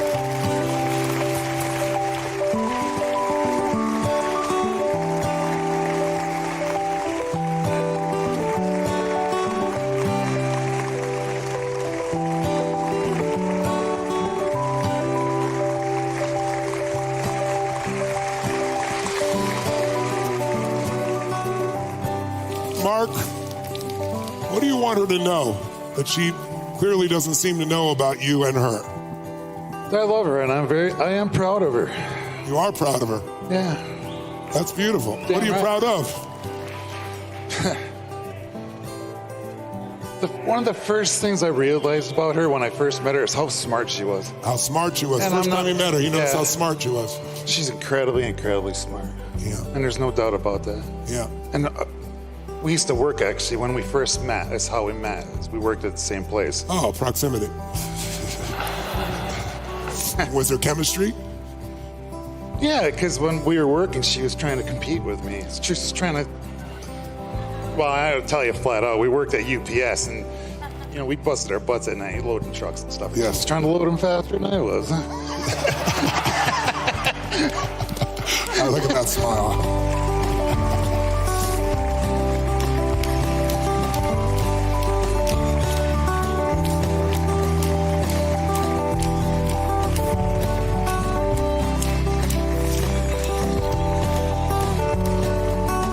Oh, yes. So she doesn't know probably how proud you really are of her. No, she probably doesn't. Do you know how proud he is of you? Can you feel this right now? Is this authentic? You know him better than I do. I think I know what it is, but you know him even better. Is this authentic that he's proud of you? I believe he's proud of me. Yeah. Does he want to be with her? Does he love her? Does he miss her? But she's still afraid. How many see that? Raise your hand. She's afraid to feel. So there are two qualities that without them, I don't know how a relationship can possibly work. Courage and faith. Courage is to be willing to open again, and faith is to have certainty even though there's nothing to be certain about except trust at a higher level in something larger. You couldn't drive down the street like we talked about the other day unless you had faith. There's nothing but a yellow line. Every day people come across those lines and kill people. They get drunk, they fall asleep. You know that happens every day, yet you get in your car and you take the risk to drive down the street because otherwise you lose everything you value and you have to stay in one place, imprisoned because of a lack of faith. It takes it on both parts. It takes a different level of courage. Are you happy living the way you're living? No. Well, something's got to change then. And you can sit here and feel what you feel, both of you, but you're both being not your best self. You both are in your own pity pot about yourself. You can't have a relationship with anybody. You can leave each other and you'll be back in pain again. And then you'll have a greater pain. You lost the love of your life. You're both kind of stubborn in your own space. If it's worth it, you do it. Both of you. You've been telling yourself this story how long and how much has it made you feel good? Is it making you feel good to keep telling yourself the story, both of you? That you're alone and that, you know, you have to give up everything and it can't work? Then get out. Or wake up. But I promise you guys leave, it's not going to get better somewhere else. Not with a pattern you both are running. You're both running a pattern. I'm showing you a real simple way you could turn it around and all you're doing is telling me more of the story of how it's been. If you're trying to drive in the future using a rear view mirror, you're going to crash. There's no other option. You either start fresh and you find a way to make it happen, you commit to each other, or you go through pain. Staying where you are is not doing any good for either one of you. I don't know, like some people, it's very obvious they're not aligned. You two could easily be aligned. You just got a bunch of stackings, both of you. And those stackings, a very dear friend of ours, Byron Katie, if any of you are familiar with her work, yeah, she's beautiful.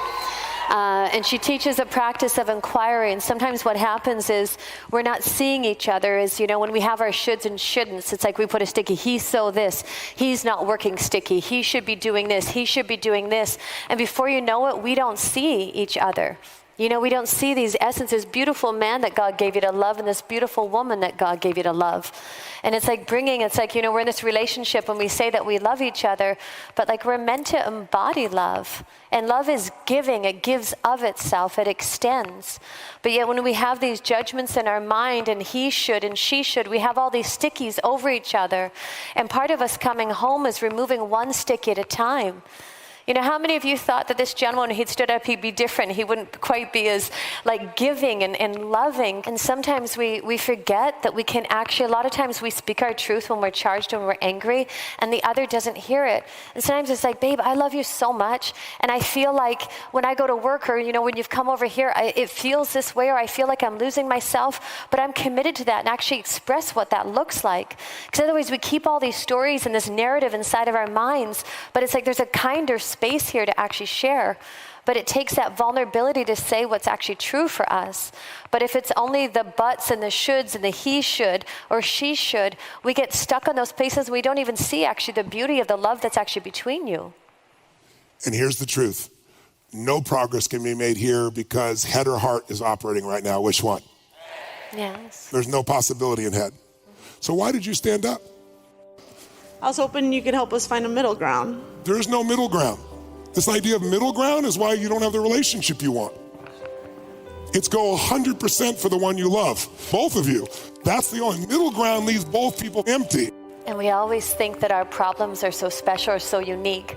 Those of you who are in couples, how many have pain? How many have hurts? How many have disappointments? How many have things that you wish you would have said, or he should have said, or we shouldn't have done? That's part of the human experience, you know? And there's two attributes that are so helpful is willingness and receptivity. Willingness and receptivity to see our part, willingness and receptivity to take responsibility, and a willingness and receptivity to be honest. And sometimes it looks muddled. It's like, hun, you know what? We've been apart in our minds. Because the illusion, actually, there's a dear love here. And it's like, I don't know where to begin. It feels awkward. It feels like uncomfortable right now. But I freaking love you. I love you. It starts by that openness of that willing to extend love, to actually be love, hun. You know? Because if we focus this way, we can all get screwed up in our minds. And that disconnects us from our heart and from reality in the moment. By the way, did he just see you? Did he see a very important part of you and communicate it from his heart? Multiple ways. He talked about your intelligence sincerely and asked if it was sincere, and you said yes. He talked about what he's really into. What are you into? I'm into her.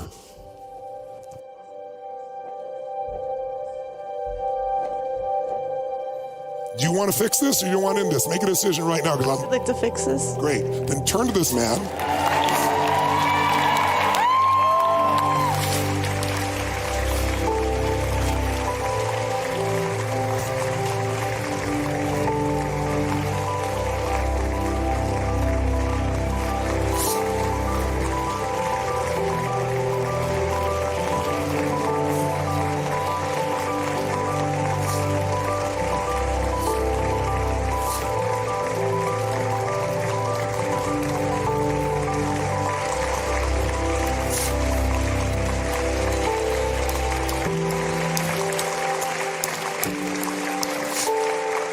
That's a great move.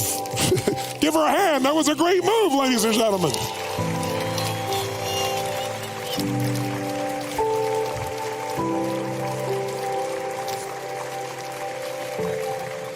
That was a beautiful smile.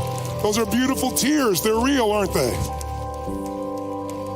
So all of us, this could go on for years. The way you break it is not by using your mind. You do what your mind tells you not to do.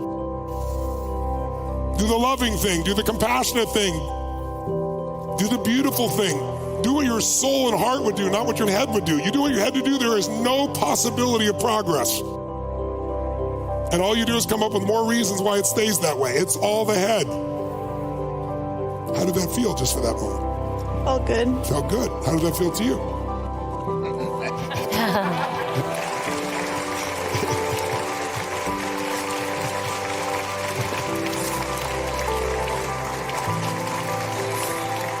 So, I understand there's been a lot of stacking on both sides. But the way you end it is you just end it. It's not evaluation. It's not tit for tat. It's not figuring it out. It's just like we love each other. Let's just stop and end it. Bonnie Pearl and I, our approach is if either one of us gets sane, because both of us get insane. People get sane. It's a lot rare now, but in the beginning it was all the time. Yeah. Because we had different models of the world. And she's so gentle and We're both intense characters. So you can imagine the fireworks between the two of us, right? But here's what we have. We have a simple rule. If either one of us gets sane, we come together and say, honey, I love you so much. I'm not willing to hurt each other this way. I'm so sorry. We take 100% responsibility no matter whose purpose it is, we do. And you already have a tool that you could use that you already know that's really simplistic. Tell me what tool you could use to come back to this place. You learned a tool. It's got a Hawaiian term to it. Do you remember that? I'm sorry. I said it had a Hawaiian term to it. Do you remember the hopo'ono? Oh, yes. I'm sorry. I love you. Please forgive me. Thank you. I'm sorry. I love you. Please forgive me. Please forgive me. Oh. Keep going. This time do it 3 times in a row. And that was beautiful because it was real. Do it from your heart like you just did 3 times. But each time, go deeper in your heart and feel him instead of feeling your past thoughts. Feel him. Look in his eyes. And look at how he's looking at you. Is he feeling you right now? Yes. How much presence is he giving you right now? 100%. 100%. Give them both a hand, ladies and gentlemen.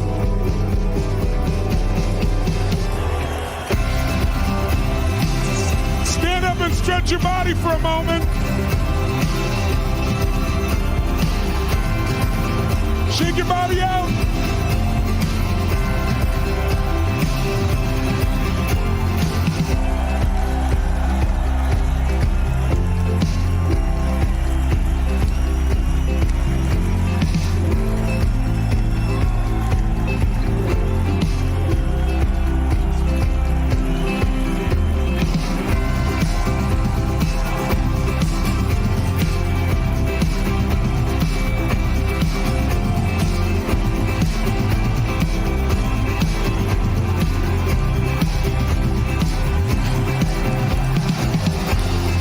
Sounds that make you feel so good. Make a sound that makes you feel alive.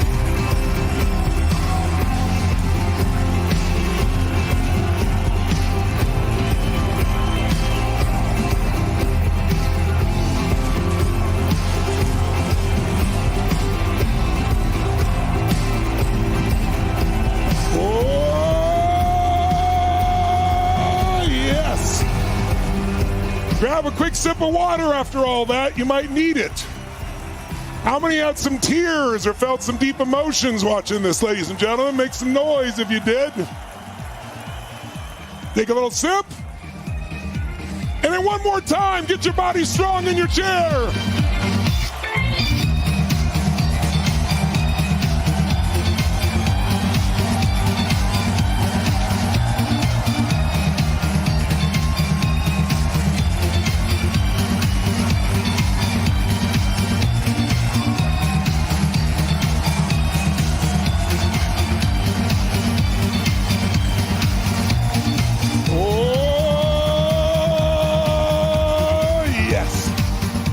Now, how many got a lot out of watching that? A lot of lessons, a lot of insights. You know what's fascinating for me was watching the trend, and it's so interesting, the differences between what you see on Facebook, YouTube, and the Zoom group. Pretty radical differences. I won't say which group, but one group, about every other one's like, dump him. He's selfish. He doesn't give a crap about her, and you've not even met him yet. Have you done that in real life? Have you taken your own wounds and then projected them on other people and their relationships? Have you tried to get out quick rather than going deeper and fully appreciate and understand what's really going on with the other? How many were surprised when you met him by how much he really loved her? Raise your hand if you were surprised by how much he really loved her. Make some noise if you did. How many saw that?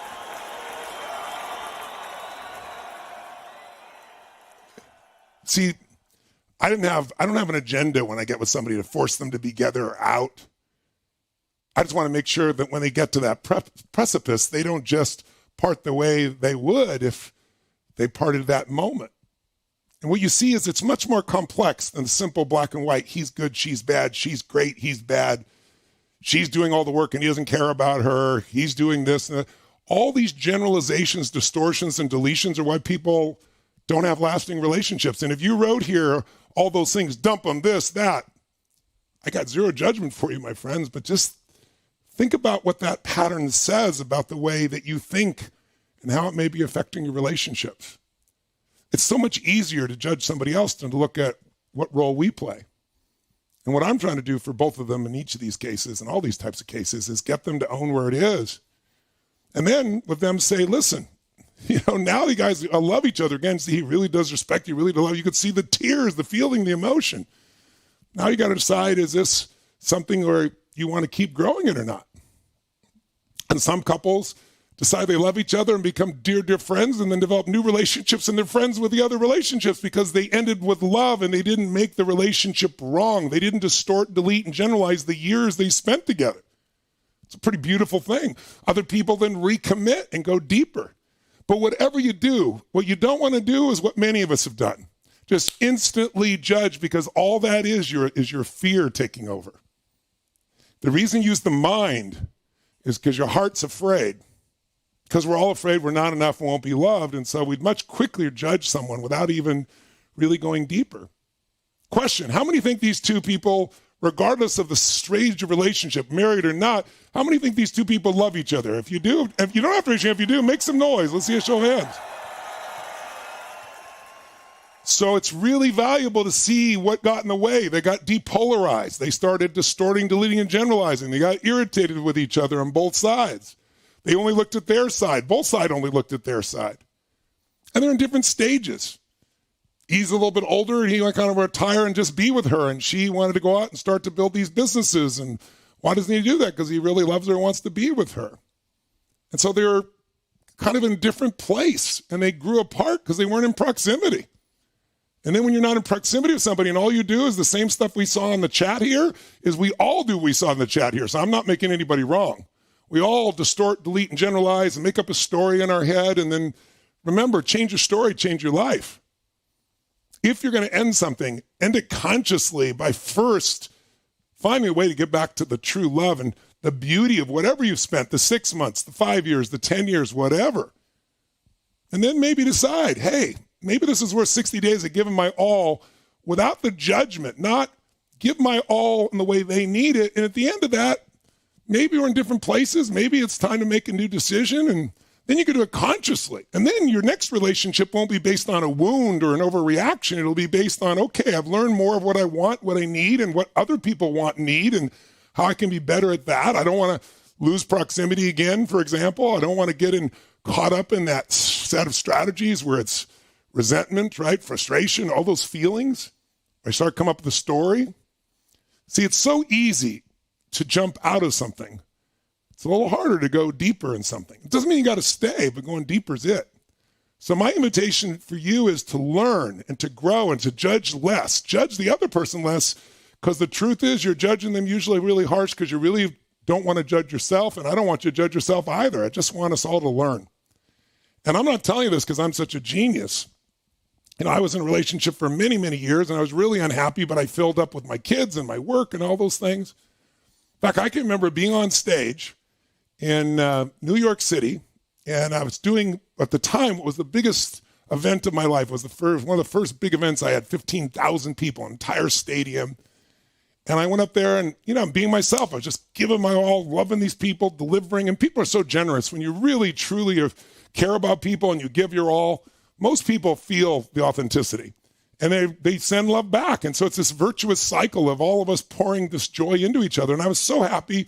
And during one of the stretch breaks, I felt so alive. One of the persons came up and whispered in my ear. That day, I had taken my company public, one of my first companies I took public. And a guy whispered in my ear, the stock went to this price. Your stock's worth $400 million. I'm not telling you to impress you. I want to impress upon you what actually happened. I was like, wow, that's incredible. And I went right back to what I was doing, which is what I love more.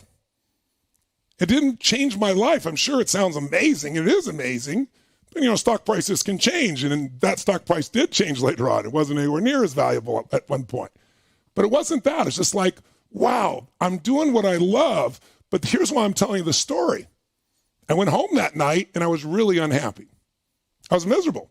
Why was it miserable? Because the guy on stage, the guy I'm right now, if you meet me on the street, I'm the same guy. There's not like Tony Robbins out here and a different guy here. I'm the same guy. But when I went home, I was in a relationship with someone who wanted me to be different. Have you ever experienced this?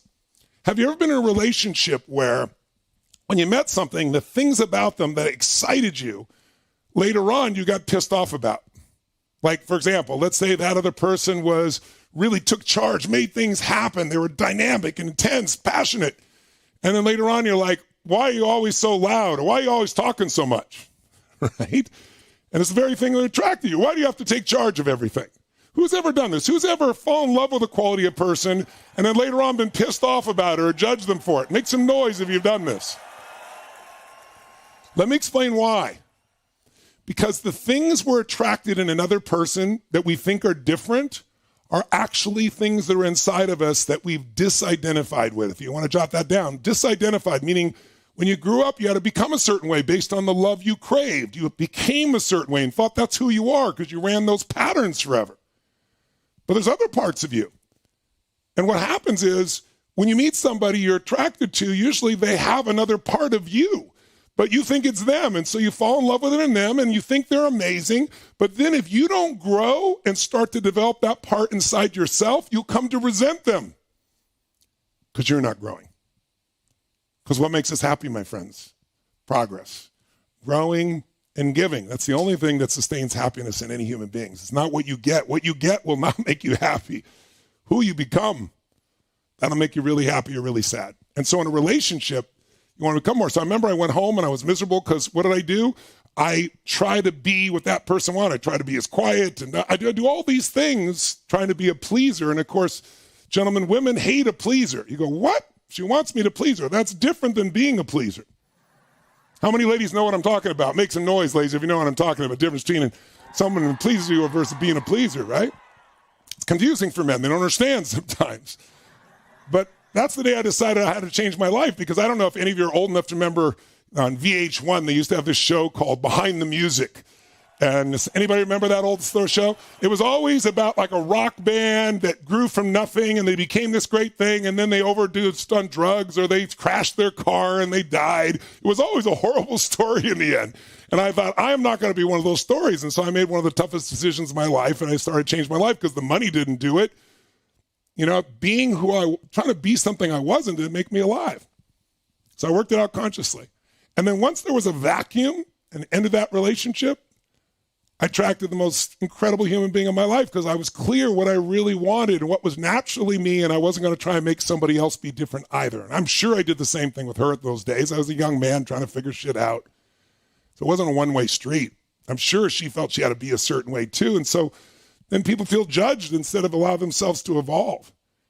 But the greatest gift of my life was I was so crystal clear. So if you don't have a relationship, I'll tell you what I did is like, okay, what do I really want? And I wrote pages of spiritually, emotionally, what we'd share together would be like. And I read those pages every single day because I needed to, because I decided to get a divorce and it was painful. And, you know, I love my kids and 3 of my kids I'd adopted. And, you know, are they going to love me still if, you know, it's blood thicker than water? All that pain and horrible feelings. So I kept reading what I really wanted. But I didn't just write down what I wanted. I also wrote what I didn't want. And then I crossed out all the shit that wasn't really important. I got it to the core. This is what I really want. This is what I want. And then I wrote the most important list. And this is one I encourage all of you to write if you're single. What kind of person will I have to be to attract and fulfill and expand and have a deepened relationship with a person like the person I described? And then I worked on me, working on me to be better. And then one day I met Sage and my little buddy Pearl, and my whole life changed. And it's been 22 years. Greatest gift of my life, so let me introduce you to my wife, Sage Robbins, ladies and gentlemen. Give it up for her.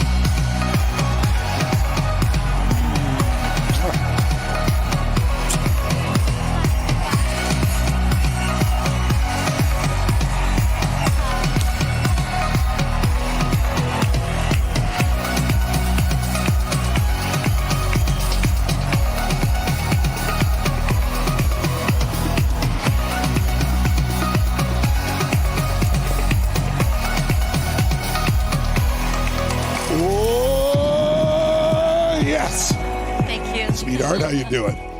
It's, as Tone mentioned, this is from our home, and we've been joining you. I've been joining you this whole week, and just your dedication, the diversity of human beings, like just everybody joining from different countries, different ethnicities, different cultures, it's gorgeous. Your dedication, your love, and this beautiful oneness and unification of this platform that we're all coming together. I've been deeply moved. Rico, we were with you yesterday, and honestly, I feel like your story, your willingness to be vulnerable, the desire to be vulnerable, to open up to our true nature, that was your longing, to touch something more sincere inside yourself. That's really what this day is about. And so, Rico, you were just such a beautiful embodiment and example of that. And we all fell in love with your willing heart. And as Tone mentioned, the mixture sometimes that comes up through relationship, it's because of our own fears and our own, impressions or wounds or conditioning that we've had in the past. But all it takes is willingness. Part of why we all fell in love with Rico yesterday was because there was such a level of willingness in his heart, the longing to touch life deeper. It was just so sincere and so beautiful. And I just wanted to start by saying thank you, Rico. You touched us all.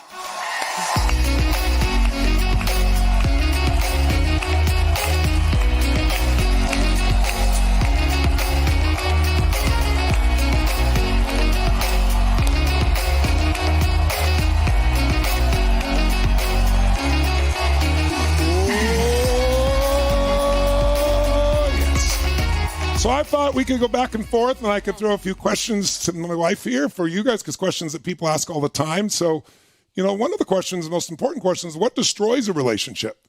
People getting disconnected. Maybe you could share a little bit about that, sweetheart. Yes, absolutely. Well, I think, last with Mark and Maureen, the last intervention that we watched, meanings and expectations. Expectations are such a tricky thing because, we meet somebody in the beginning, it's like, oh, I love this person, and it's just new and it's fresh and it's alive. And, in the very beginning, there isn't that hook that I want you to do this for me, or you need to behave this way, or I have this expectation, and if I don't get that, I'm going to disconnect. And, it's my experience. And by the way, I can only say this because I've done it. I can only say this even early on in our relationship. It's like you get married and all of a sudden you have husband and wife. And then what does that mean? It's like, husband, you're supposed to do this, and or wife, vice versa. And I remember feeling those moments of like neutralization or just disconnect, not disconnect from him, disconnect from myself, disconnect from my own heart. And it was usually mind wanting something different than what life was offering me.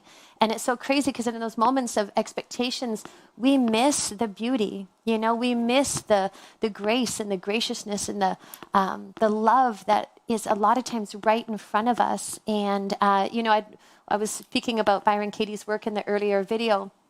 Those Post-it notes, those stickies. It's like, he's so this, she should do that. Why aren't you doing this for me? Sticky, sticky, sticky. And we miss each other, we miss each other. So, what's so beautiful is this isn't about perfection. This whole week, it's a process, it's a journey that we're on. And, I'm still learning it. We're still learning it. I don't have this mastered, but part of why I connected to you, Rico, it was your hunger. I have that hunger inside myself to live connected, to live open, not perfectly, and in that, as we start, if you feel like that energy inside that you feel, this is leading rather than your heart, or you're feeling that hook of an expectation, it's my own experience to admit that. And it's like, you know what, babe, I'm so sorry. I've been in my head and, I've had this expectation, because we also forget that we can ask, A lot of times our expectations come out in this really freaking muddled way when we're mad, and it's like, you don't do this, or whatever it looks like, whatever the heck is, spewing out of our mouths. But there's actually one more path, which is we can ask. It's like, hon, you know what? I've been feeling this way, and I'm sorry I haven't been my best self, but it would be so meaningful if you might consider this. I know you don't have to, but it would mean the world to me. And that space, willingness, receptivity, catching ourselves. You're feeling it if, you're in the thing and it's like, oh, he's a big jerk, or he's an asshole, or he's this, or she's that, or whatever. The moment you become aware that you're hooked, because when we're hooked, we're blind. We don't see. So the second that you feel that inside, it's just like, okay, babe, I'm crazy right now, and I'm sorry. And that admitting helps us come back home to a deeper truth. And sometimes it's, give her a hand for that. Thank you very much. I love that, Jules.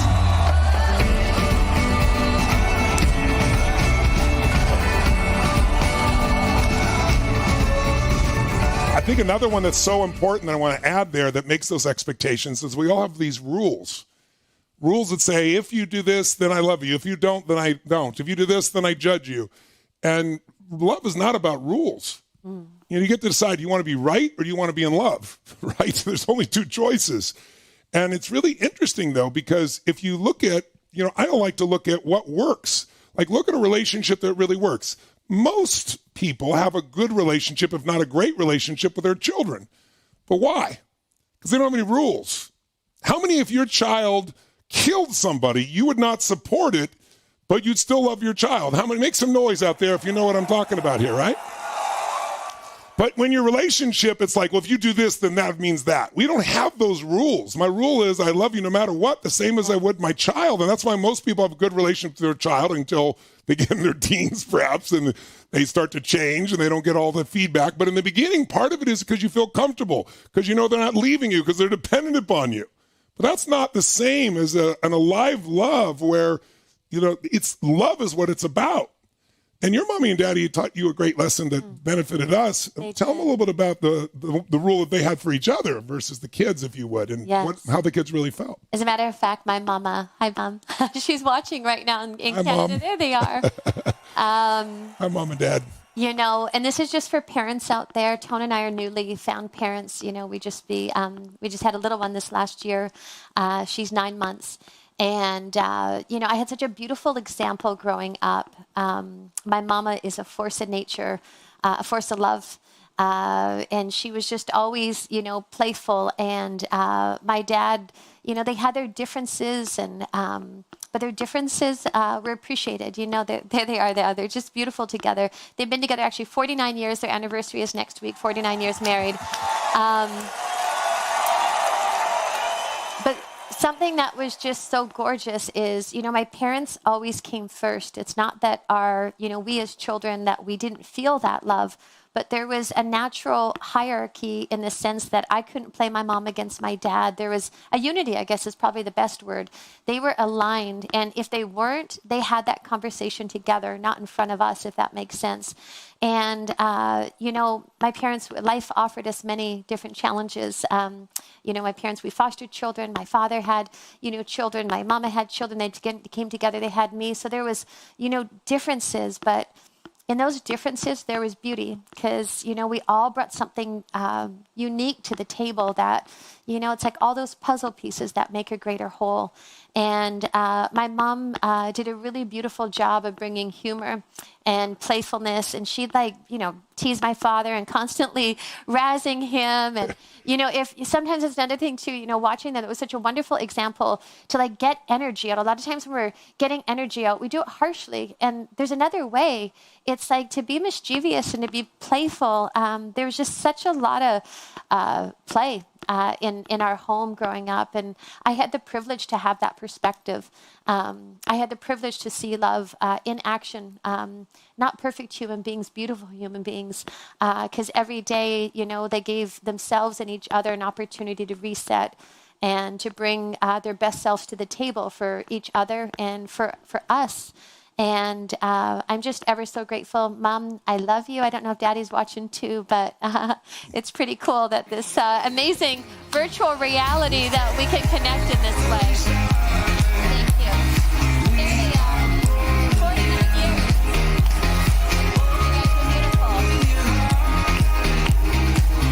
You guys are beautiful. And Mom and Dad are so in love, 49 years, but they're also very alive sensually. I mean, Mom's going to probably kill Dad. He's going to probably die having sex because she loves intimacy. In their 70s, they have it. It's beautiful. So they have polarity still. But also one of the most important things is they have time. They have their date night still when they had 7 kids around. Yes. The kids plus, foster children. They'd say, look, mom's going to wash dad's hair, which means don't even knock unless you're bleeding, right? But today, what's happened the last 20 years is we've changed the role. And I love all my children, but what happens is we tend to put our children first, and then this relationship doesn't work, and then they never learn what a real relationship looks like. They learn that everything's supposed to be about them, that they're the one who should get the attention every moment. They don't learn to share or expand or look at someone else's needs, and now they're an adult, and they try to get in a relationship, and all they're looking at is, what are you giving me, what are you not giving me? And it's our fault as parents, because we didn't demonstrate a beautiful relationship, not fake. It can have fights and challenges and everything, but the aliveness of truly loving each other and putting each other first does not make your children feel second, third, or fourth. Ironically, it makes them feel more secure because the relationship's secure and it sets them up for the future. So be aware, if you are making the priority your kids over each other, that's a recipe for disaster. Mom sent me a cool quote the other day. Throw it up there. She said, this is really true. And I think, a lot of people think a relationship, people are meant to be, it just flows easily. Can you throw that quote up there about couples up on the screen? Yeah. And she sent this to me by text. She goes, the couples that are meant to be are the ones who go through everything that's meant to tear them apart, and they come out even stronger than they were before. Yeah. Give a hand for that. That's such an awesome description, right? We've been through those pieces, and that strengthens the relationship. It's not that it's just effortless and it all just flows perfectly. That might happen when there's just chemistry, but it's the willingness to go deeper. And it's, again, the willingness we both do take 100% responsibility. The only fights we ever have is I'm taking responsibility, and she's like, I'm taking responsibility, or I'm trying to do something for her. No, I want to do this for you. Those are great quality fights. It's a very different experience. We've been together 22 years, and we love each other more today. No bullshit, no exaggeration than when we met. It also comes down to having polarity, as we showed you. And so we both have both masculine and feminine. This kid beside me here has as much masculine as any man I've ever met. She has as much feminine as anybody. She's a force of nature, and I have both too. I can cry at the drop of a hat when something's emotional and beautiful with people, and I can also shake a building. And so the secret, though, is finding that balance and being able to use both parts of yourself and not being stuck in any one part. Instead of like you're overly masculine, you're overly feminine. And understanding that's critical. So gentlemen, if you want to feel that polarity with a woman in your life who's feminine, and again, there are all kinds of relationships, even a lesbian relationship, gay relationship has masculine and feminine energies. Could be the same sex, different energies if there's passion, sustainable passion. That's where it comes from. It's like the earth has a north and south pole. Opposite energies create the energy of the earth. If you go to a plug and you got these two plugs, these opposite energies, what creates the electricity. Sometimes it feels like the electricity's gone, and I've seen couples that have been no electricity for 20 years, and you put the polarity back, and it explodes back. So, gentlemen, if you want that masculine part, you could see this gentleman had dropped in his feminine, she was building more in her masculine. There's nothing wrong with that, but there wasn't an ownership that made them both feel alive. And so he was exhausted and tired, and so he kind of lost that. And they then grew apart, and then he didn't have proximity, and then stories get made up in your head, and then it gets worse and worse and worse. And then you lose the depth of what's there. So for the masculine, it responds by challenge. So gentlemen, your masculine will grow. If your masculine is not clear, it comes from knowing what you're here for, what you want, what you're going after. You go, well, I'm not sure. Then get around where it's better and let something hit you. But most importantly, work out or take on a martial art. Do something that's hard, that's difficult, because as you do that, the masculine grows. But that does not work for the feminine. If you go to your ladies after this gentleman and you go, you're being masculine, I went to this Tony Robbins thing, then you didn't listen to a word I said. That's judgment. That's not going to bring out the beauty of the love of your life. Bring your own true masculine. Bring your center. Bring presence. And most men don't know what presence is. Women go, he's not present. And then go, I am present. And in the beginning, and she'd say, well, you're not present. Say, I'm right here with you 1,000,000%. But presence, gentlemen, means calm and connected. I was connected, but I wasn't calm. But if you bring calm and connected, there's something that happens in the feminine energy when the true masculine energy shows there. And ladies, it's the reverse. When the feminine is energy, your radiance melts the masculine and brings that energy is pulled to you. So while the masculine is built by challenge, the feminine is by praise and by acknowledgement. Gentlemen, sincerely seeing those things that maybe you don't normally notice, like her shoes or these little earrings or what she's done different with her eyes. Like, I'm obsessed with finding those things sincerely and acknowledging them. Yeah. But how do you grow the feminine, sweetheart, for those that want to expand their feminine? Well, it's just occurred to me when you were sharing, as I mentioned, we just had our daughter, and I'm so struck by her natural innate radiance, which is all of ours. We're all born with that gift. Our gift is to love and to be loved. It's our true nature. And watching her relate to life and people relate to her, she stops people in their tracks. Yes. Her smile will do it by itself. By her light, by her awe, by her wonder.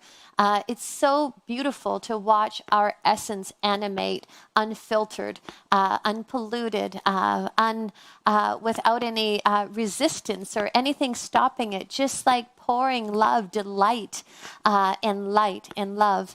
And so, the feminine is, for myself anyways, is sometimes it's, say if I'm working through the day and it's been a long day and it's a stressful day, for myself to come back into my body, I'll run a bath, I'll light some candles, I'll put on music, because she's felt through sensation, through, sensually, through senses. Sometimes it's, once again, having that like shift in the day if, you're working ladies and you're having a long day and, sometimes I just can't wait for that water reset to put my silk jammies on and just to feel like a different fabric. It's like it brings a different part of you out. For myself, if I just push from one end to the other, because it's this dance. I'm not one thing. I'm not another. We're all of it. It's alive inside of ourselves. It's the gift of being a human being. And we all have more of a core nature. And so as that dance is happening in our life, and sometimes at times we get out of balance, it's like, what calls you back home? And even yesterday, as we were watching from our kitchen, and our little one, she was playing, and I was watching all of you and loving all of you, and music was going, and we're having a dance party in the kitchen, and just feeling so alive. I think that's a beautiful gift of being here with you, is the willingness to just open to life, to open to each other, to open to what actually is more authentic inside of ourselves, and allow that to pour, to radiate, to express, because it feels natural when it does. It actually hurts when we hold it back in. Yeah, the only love we really miss out on is love that we hold back. Some people try to punish their partner by retracting love, and who does that hurt? It certainly hurts them, but most importantly, it hurts you, because the only love you have is the love you give. That's the love you feel. Anything that someone triggers in you is still coming from within you. So it's a different world. So let's give you a quick shortcut. You can shape your life by new awareness, right? Just waking up to what's really true. Stop distorting, deleting, generalizing. Hey, are we depolarized? Hey, how can we bring back the center? How can we bring back my presence or my radiance, if it's feminine, or both?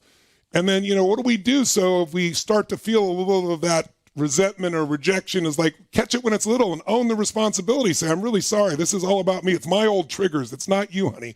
But I was just feeling this. If you felt it, it's not you. And you just break the pattern. Break the pattern before you come up with the old story. It's you're always this way, and generalizing about your partner or about yourself, that I'm not enough, or I don't do this, or I am incapable. So break the pattern. Awareness breaks the pattern, and then replace it. But let's give you sometimes it's nice to have a little checklist, something really simple. So let me start with the guys, because I know guys like checklists. So guys, let me give you 3 things, and let the ladies, you give me feedback whether I'm on target or off target on this. But there are 3 U's that if you violate these U's with a lady, you're going to lose a woman who's feminine. At least you're not going to have the passion and aliveness. You're going to feel distance or separation, or there's going to be a fight, or you're certainly not going to have a lot of polarity, and you're certainly not have great intimacy or sensuality. Ladies, you tell me if I'm right or wrong. One of the first things that breaks that pattern with a woman is if the man or masculine force in her life the woman feels unseen. Unseen. Like, you're not noticing, you don't see me, you don't experience me, you're so busy doing everything else, you're just not there. And by the way, I've dealt with hundreds of thousands of couples over 45 years plus of working with people around the world in 100 countries. And, men and women both cheat, otherwise it wouldn't happen, right? So it's not one or the other.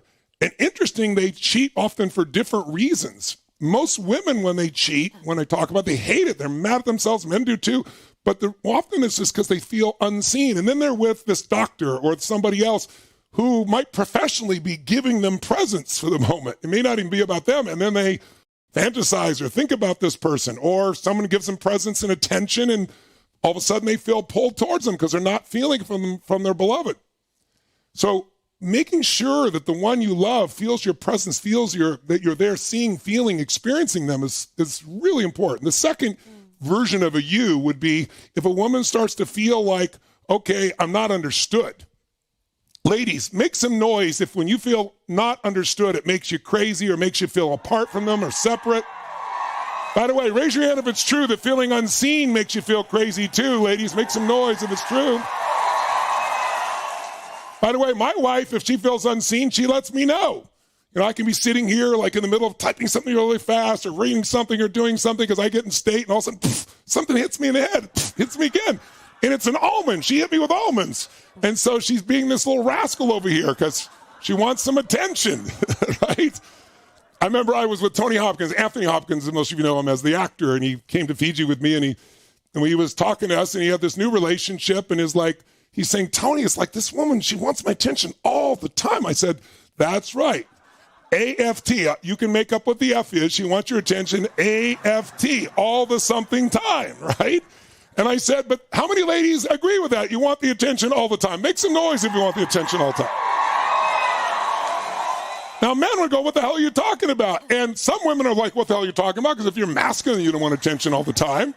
But if you're feminine, that's when they want it. And you got to give it to them. And you got to give joy in giving it. So my wife is great because she's playful that way, and I've learned.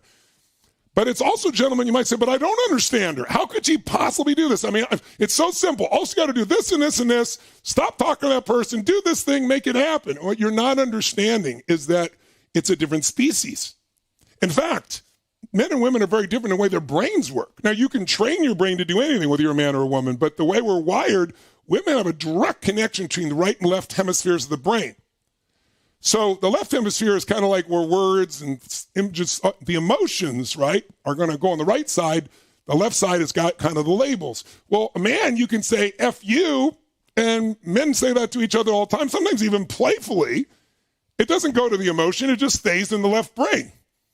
But have you ever said something to a woman and then she starts to get really sad or angry? You're like, I didn't say anything. It's because she connects those two. That's why she will remind you of some shit you did 22 years ago, 23 years ago, like you haven't done it in 23 years, and she still remembers. Because, by the way, if I asked you where were you during 9/11, men and women will tell you exactly where the moment they were when they heard what they saw. Because emotion, that part of the brain, and information are connected. And we remember that. Well, women tend to do that more in their nervous system. So the way I understand, remember in the beginning, like I care so much about people, and it's like, but I can eventually, like when I've served and everything, I can cut it off for a few minutes. My wife, no, because she's caring about our kids and our grandkids and our friends. And she, because women have this thing called diffused awareness, where they're aware of everything all the time, all the moments.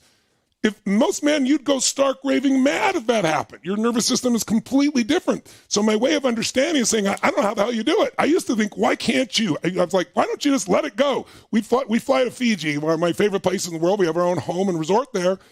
And my wife had to like take care of all these things. And I was like, can't you let go? No, not for a while. And so what I learned to do is just go, I don't know how you do it. Sincerely, I don't know how you do it. I would go crazy with all the things you care about and all the things you manage. And that makes the woman go, oh, she feels understood. Ladies, how many know what I'm talking about? If it's true, make some noise so the men know it's true. And then there's one more you, and that is if a woman feels unsafe. And, gentlemen, a lot of you just don't make this connection. And in seminars, we always teach this with men. I'll give you an example. I'll ask men in a seminar, and I'll say, how many men, I'll do it right now, how many men here, you can put it in the chat box, you can put it by raising your hand, how many men in the last 6 months raise your hand if you've had times where you were extremely concerned for your own safety? Raise your hand, your own safety. You were worried about your own safety. Now look around the room, I'm not saying women, men, just men. You look in the room and I see 2 hands, 2. out of hundreds here that I can see at one time on this first screen. Okay, ladies, raise your hand if you were concerned for your safety anytime in the last 6 months. If you had a concern for your safety, raise your hand, nice and high, put it in the chat. Look around the room, gentlemen. Like 90% of the women. I know that if I go down an underground parking lot to check, go get my car, I don't think one thing about it. But I don't want my wife going and doing that. Because, gentlemen, what you don't realize is for centuries, masculine energy is the most dangerous thing to a feminine person. Like how women date is mind-boggling, the level of courage it takes, because statistically, the scariest thing in their life that could hurt them is a masculine person. Not one filled with heart, a low-level masculine. Someone's in their head, someone's about themselves. And you can see whenever you have that unsafety, so it's easy to trigger it. So women are always testing to see, will you stay centered? Right when you feel like you've done the best for her, she might applaud you and then kick you in the balls, gentlemen. You're like, what? How could she say that? How could she do that? She's not trying to harm you. She's testing. How many ladies test? Be honest if you're aware that you test. Make some noise if you test. She's testing to say, can you stay centered with me? So if a woman feels safe and she feels seen and she feels understood, here's what you understand, gentlemen. She opens.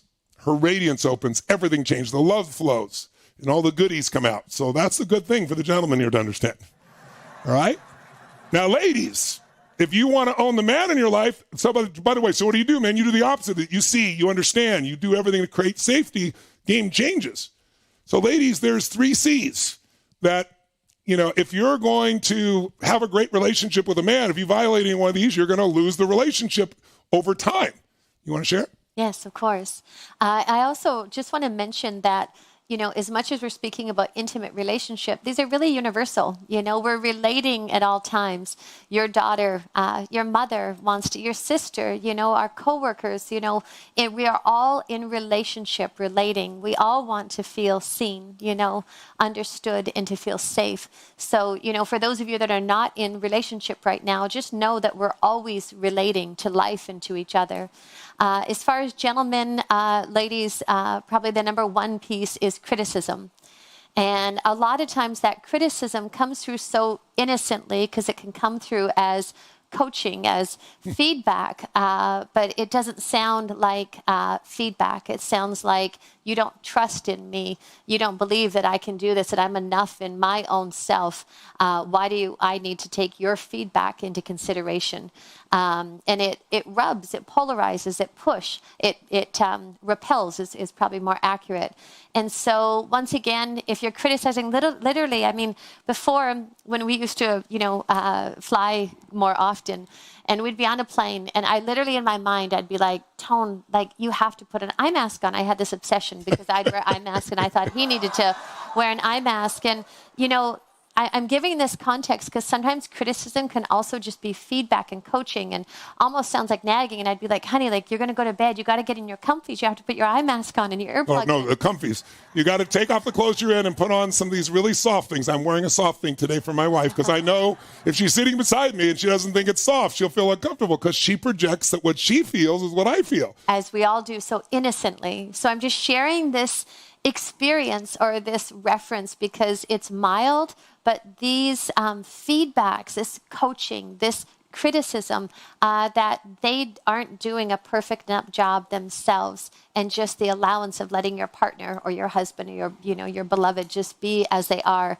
I used to obsess about it, and it created this, I'm in my mind, I'm over here, I'm in my comfies, on my eye mask, now I just go to sleep. Before I'd be thinking that he needed to do something different. So just giving you a context of how sometimes these things, like sometimes mine goes, I don't criticize, I don't do that.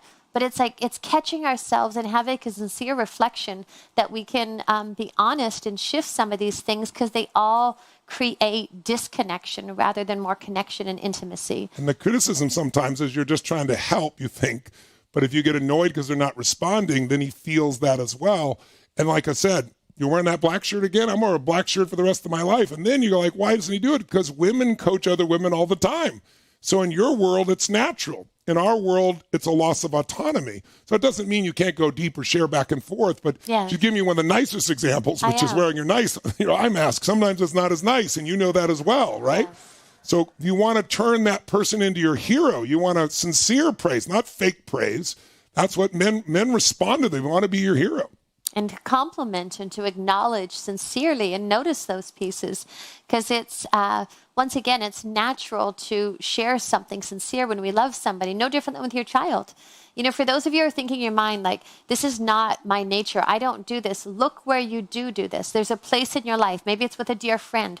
Maybe it's with your grandmother. Maybe it's with your children. But there's a place where there's more of a natural acknowledgement, you know, where it's not completely trying to control or to criticize it. And control is our next one, by the way. You know, the second one is closing.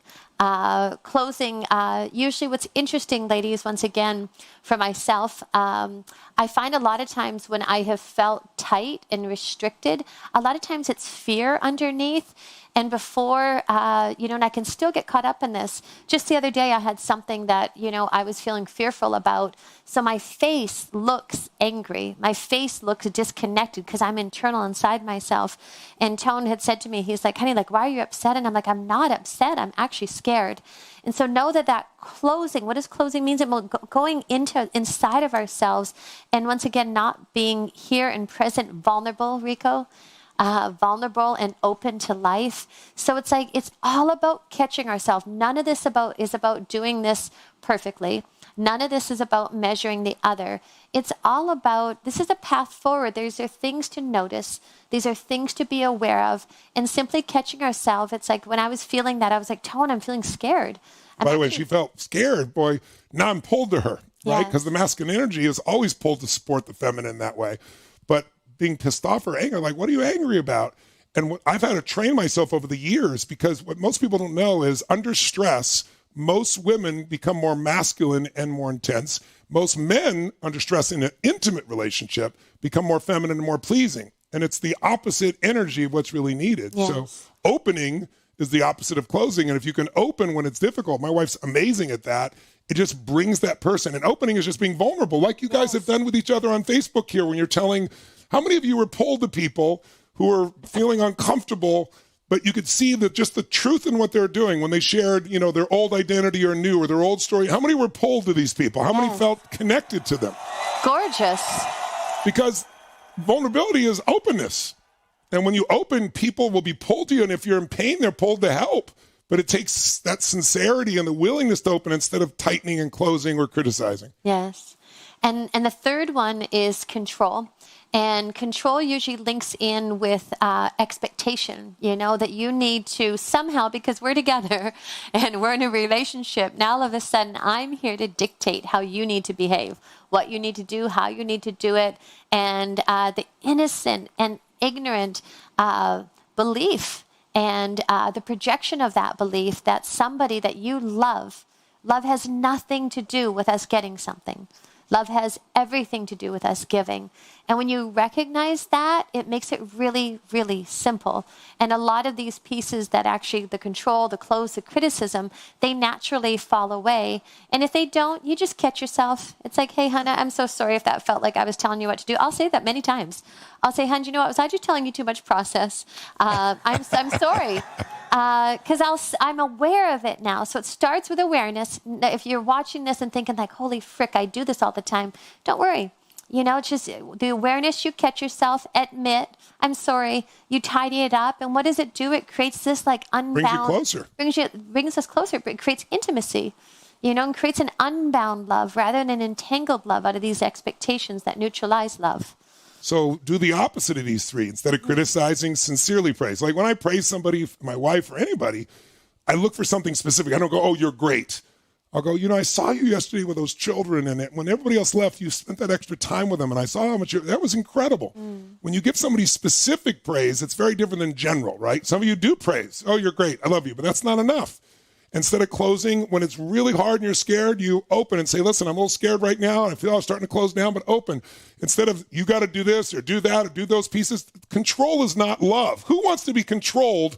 Well, I don't mean that for example, sometimes in a sexual experience somebody might, but how many overall do not want to be controlled by somebody? Make some noise if you don't want somebody to control you, right? That's not love. And then similar for the gentleman, like you got to see what you're not seeing, which, by the way, will make you fall even more in love. It does. Right? You don't understand intellectually, you might not. You might, but you can understand my God, this is incredible. This creature I adore goes through all these things. And if she feels that compassion and caring and understanding, and if she feels safe that you're really with her, this changes everything, these three little pieces. So here's what I'd like to do, because we're running out of time here. Let's do this. I want to give you a 2-second assignment, and then later on you can share it or report it. How many of you violate some of these U's or all three of these U's, gentlemen? Make some noise. How many ladies violate one or more of these C's? Make some noise. And great, here's what I want you to do. I want you to score yourself. And this is not harsh, this is just honest. On the 3 C's or the 3 U's, where are you? +10 is, man, I see everything. She feels adored, seen, experienced, right? She feels so understood, right? All these things are that. Those are +10s. -10 is, I don't have any consciousness even about it. Or, 0, not much. Or, I do a little bit of it, it's a 3. And just be as honest as you can. Same thing, ladies. You probably don't see it as criticism, but be as honest as you can. He will perceive it as criticism if you tell him anything to do. That's just how masculine energy works, right? So where is it? -10, I'm really screwing up. +10, is it a 0? Is it a +3? Be as honest as you can. And then after you evaluate it, what will you do differently? And by the way, if you're not in a relationship, think of your last relationship. How were you in your last relationship on these 3 C's or U's? So just do it real quick for a second, just for a moment there, and then you can do it more later, and then I'm going to ask you to share it later on, especially what are you going to do differently so you can have the love that we felt and talked about at the very beginning of this conversation today. We'll give you about a minute to just quickly give yourself a little score and be as honest as you can. What do you score each of the 3? And then what could you do differently that would bring you guys closer together? What could be a fun game plan? Could you go apologize? I realize I've been so damn controlling. And, I apologize. I've been so busy. You probably haven't felt seen. What could you do to start to heal it? Turn it around. What could you do differently? What could bring you closer together?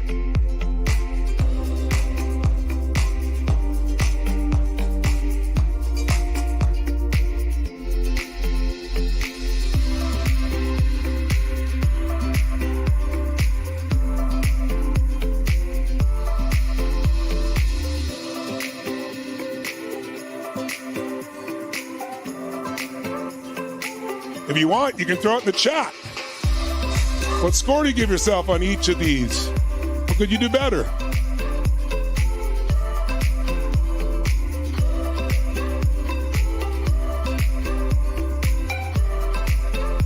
Don't just score yourself. Come up with a plan. What could you do differently as well? If you don't have a relationship right now, this might be one of the reasons. So how did you do in your last relationship? And what would you do different in the future?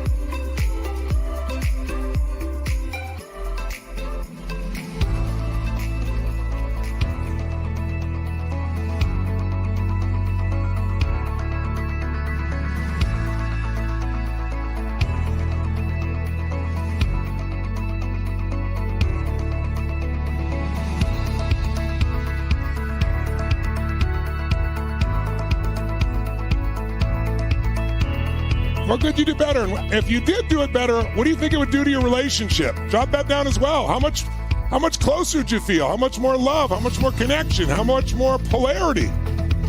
How much energy?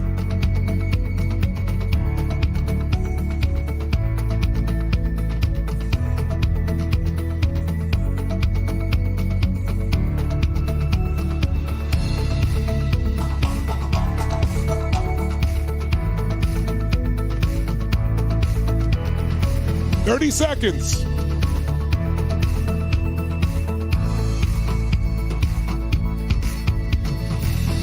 How much better would your relationship be if you just practiced some of these fundamental principles we talked about today? How much more aliveness could you create? Or could you awaken in your relationship? Passion, the aliveness, the love. What might you take responsibility for? Not in a negative way, but say, I'm so sorry. I love you. Please forgive me. Thank you.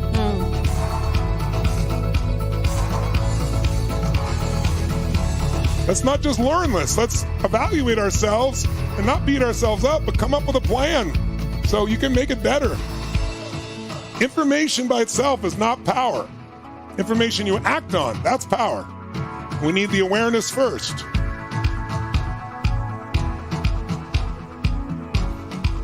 All right, 10 seconds. All right, come on back. How many of you found you could do a lot better, but in your own evaluation here, it could make things a heck of a lot better? Good. So it'll be a good trigger. I want to thank my wife, Miss Sage Robbins, my Bonnie Pearl. Give it up for her if you would, ladies and gentlemen. Thank you. It's been such a gift to be with you today. What did you say? For those of you, I don't know if you're choosing to take the next step, but I can just tell you that I've been with this man for 22 years, and I've had a front row seat, and I've watched him pour his love through just like he has today. And the transformations like the Rico, like the Emily, like, just you courageous souls that have raised your hand and chosen to walk this path. And, it's a beautiful experience to watch somebody want to touch life that deeply. And I really pray that, that this isn't the end. And for those of you that choose to come to the UPW, we look forward to serving you because it's so utter and complete and immersive and transformative. And it is such a privilege to be able to watch people, all of us, be called back home, to transform, to awaken, to reconnect to our true nature. And that's what it's all about. If you don't, that's beautiful as well. I trust that this isn't goodbye and that our paths will indeed cross one day. God bless you all. It's been a privilege to be with you. Thank you so much. Honey, I love you. I love you. I'm going now. Stand up!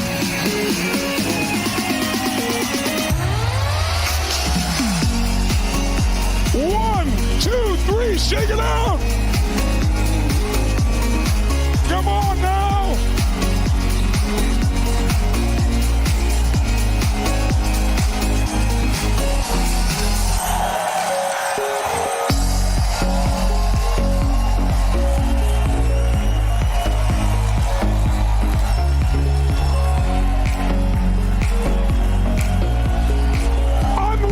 A sound that unleashes your heart and soul. Make a sound that does that.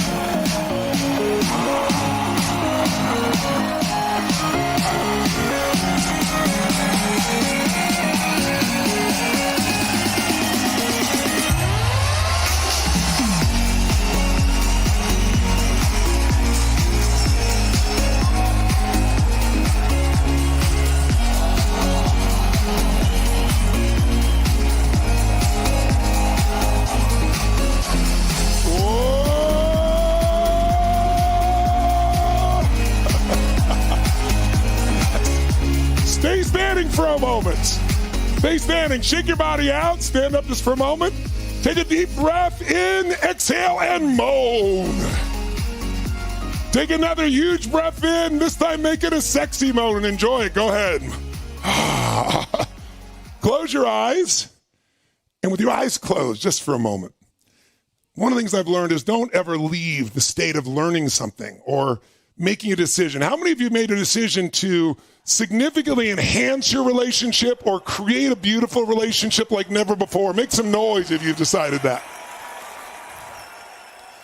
And with your eyes closed, I want you to see how all this comes together. Do you start to see it? You can't have a great relationship when you got the wrong story. The story about your beloved or men or women, or the story about yourself that doesn't work. And that means you got to bring a different state. And then there are strategies, as we've shown you today, right, that will make a difference.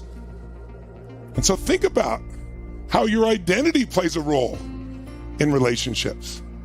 Better identity. And how, as you start to feel like you're succeeding economically or in business, it can shift the way you feel about yourself as well. But the most important one, you don't want to wait till all these things are great to have a great relationship. So make a move that makes you feel strong. Make a move that makes you feel strong. Do it again. Do it again. Say yes. Say yes. Say yes. And then close your eyes. Put your hands on your heart. Breathe deep in your heart. Feel the power of your heart. Feel the strength of your heart. Remember, there's a lover in there besides the magician. The magician can change it all. The lover can change it all. There's a warrior filled with heart that can push through your fears. And there's a king or a queen or a sovereign in there that can guide you. So with your eyes closed, breathing in your heart, Right now, decide, what do you want to enhance in your life? What do you want to take to the next level? Is it time to take your relationship to the next level? Or to build and create one and get rid of the story you've had that's limited you? Is it time to grow your business or your finances and really step in and make it happen? Is it time to strengthen your body and your energy and your vitality? What is it that's most important for you to go to the next level right now? And while you're in state, feeling strong, feel really strong. Make your move and feel strong for a moment. Make your move. Make a move. Make a move. Say yes. Say yes. And with your eyes closed, touching that heart again, make a decision right now. What are you going to do so that this just doesn't become information? What are you going to do to get this from your head to your heart to your body to where it just happens automatically? What actions are you going to take? If you want to enhance your relationship, if you want to enhance your body and your energy, if you want to enhance your business, if you want to enhance your happiness, don't just think about it. What are you going to do right now while you're in state? What are you going to do today in 5 minutes, 10 minutes when we're done? Who are you going to call? What are you going to enroll in? What are you going to make happen? You're going to get a coach? You're going to come to Unleash the Power Within? Are you going to call somebody and say you're sorry? Are you going to sit down with someone and express your love? What are you going to do? Come up with something you want to change, something you're going to change and improve. And then what's 2 actions you could take? What's a small action you could take right away? Something you could do right now when we're done that guarantees this will not stop tomorrow, because tomorrow's our last day. What's going to be the next step for you? What are you going to do? What are you going to commit to right now? Are you going to set a meeting and call somebody? Are you going to roll in something? Going to create something? What are you going to do to guarantee that you're going to follow through and not just know this stuff? Because when you leave here, you're going to have plenty of distractions in your emails and your phone calls and your Slack and your social media. Think right now, what's a simple action that would commit you to follow through? Now make sure this keeps growing. It doesn't end here. We've built lots of momentum. And then what's a second decision? What's some big thing you could do? It might be hard to do, but if you did it and you took action on it, what's a decision that you could do right away? If you, maybe it's a hard one, maybe a difficult decision, but if you did it, you know you're going to grow. You know you're going to go to the next level. You know you're not going to settle for less than you can be or do or create or give. And think of that decision. Then I want you to do this. How many have already thought of 2 decisions, 2 actions you could take? Raise your hand if you've thought of 2 actions, a small one and a big one. And you're going to do it right away. You're going to do it as soon as this session is done, whatever those actions are, to make sure you follow through. Because otherwise, this information is beautiful and you'll remember it. But a memory is not what we want. We want a new life. That takes new action. That takes putting yourself in the environment to keep growing. So now, imagine you took those 2 actions. And imagine you followed through and you improved your life in all these areas.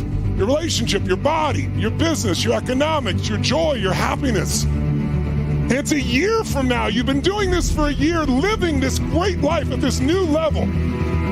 Feel what that feels like. Make the sound of what your life's like if you follow through on these actions, you take things next level. Make the sound out loud of how your life would feel. That's it. Make the sound out loud of what your life would feel like a year from now, living this way fully every single day, not just for a couple of days, every day.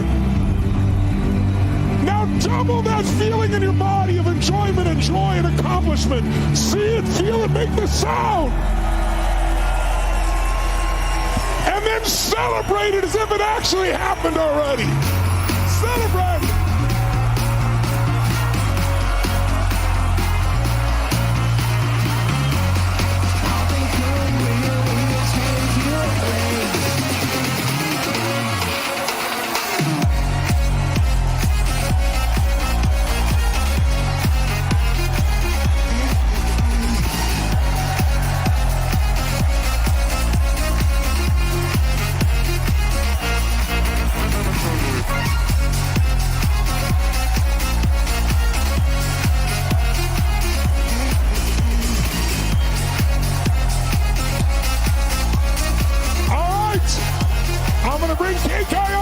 It up, my VIPs. I'll see you in about 5 minutes afterwards, and I'll be with all of you tomorrow for our final session. Give it up for KK.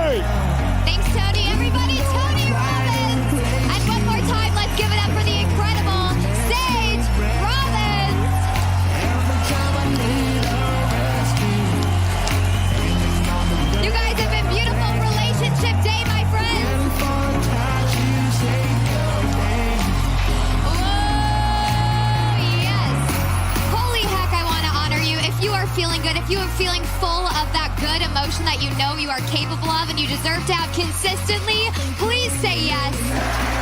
My friends, I want to let you know, you just heard it from Tony, you heard it from Sage, the emotion you feel right now. Who feels it? The electricity in your body. This is a sliver of what Tony Robbins offers for you in your life, and I want you to feel that joy consistently.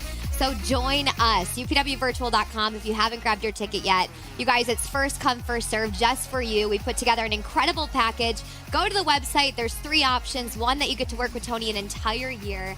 We'd love to have you so that this can be in your body forever, okay? upwvirtual.com. But let's get into today's recap because we got some really good stuff. Tomorrow is our final day together, okay? The final day, and it's really the most important day. You've done some really incredible things the last 4 days. Who feels like you learned something, you got something out of this, completely free, and you took advantage of it, which is awesome, and you should honor yourself. But tomorrow is the day that you've got to be here and playful out. We're giving away over $20,000 of prizes, which is awesome. Come on, okay? Our grand prize we're giving away tomorrow. Tony has a dear, dear friend that's going to be joining us that's the best in the world in what he does. We had him actually last year, and he blew everyone away. It's going to be incredible. You do not want to miss that. And then Tony Robbins is going to be here with you guys. So it's the home stretch. To miss a minute is to miss way too much. Block it off on your calendar and be here. If you've got that, say yes. Say yes. Come on. And I want to share with you one tidbit. You guys heard it during Relationship Day, but Tony and Sage said something powerful that I caught and I took a note on.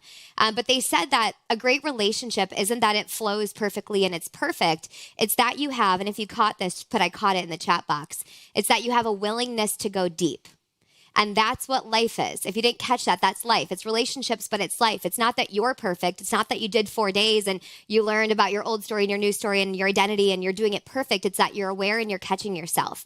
But in order to turn all that information from your head into your body, from thought into feeling, it has to become who you are. And the key to do that is immersion. And that's what we have for you guys at the next step. So I really want you to know that. Unleash the Power Within in my life. I can't even remember my life before I went to it.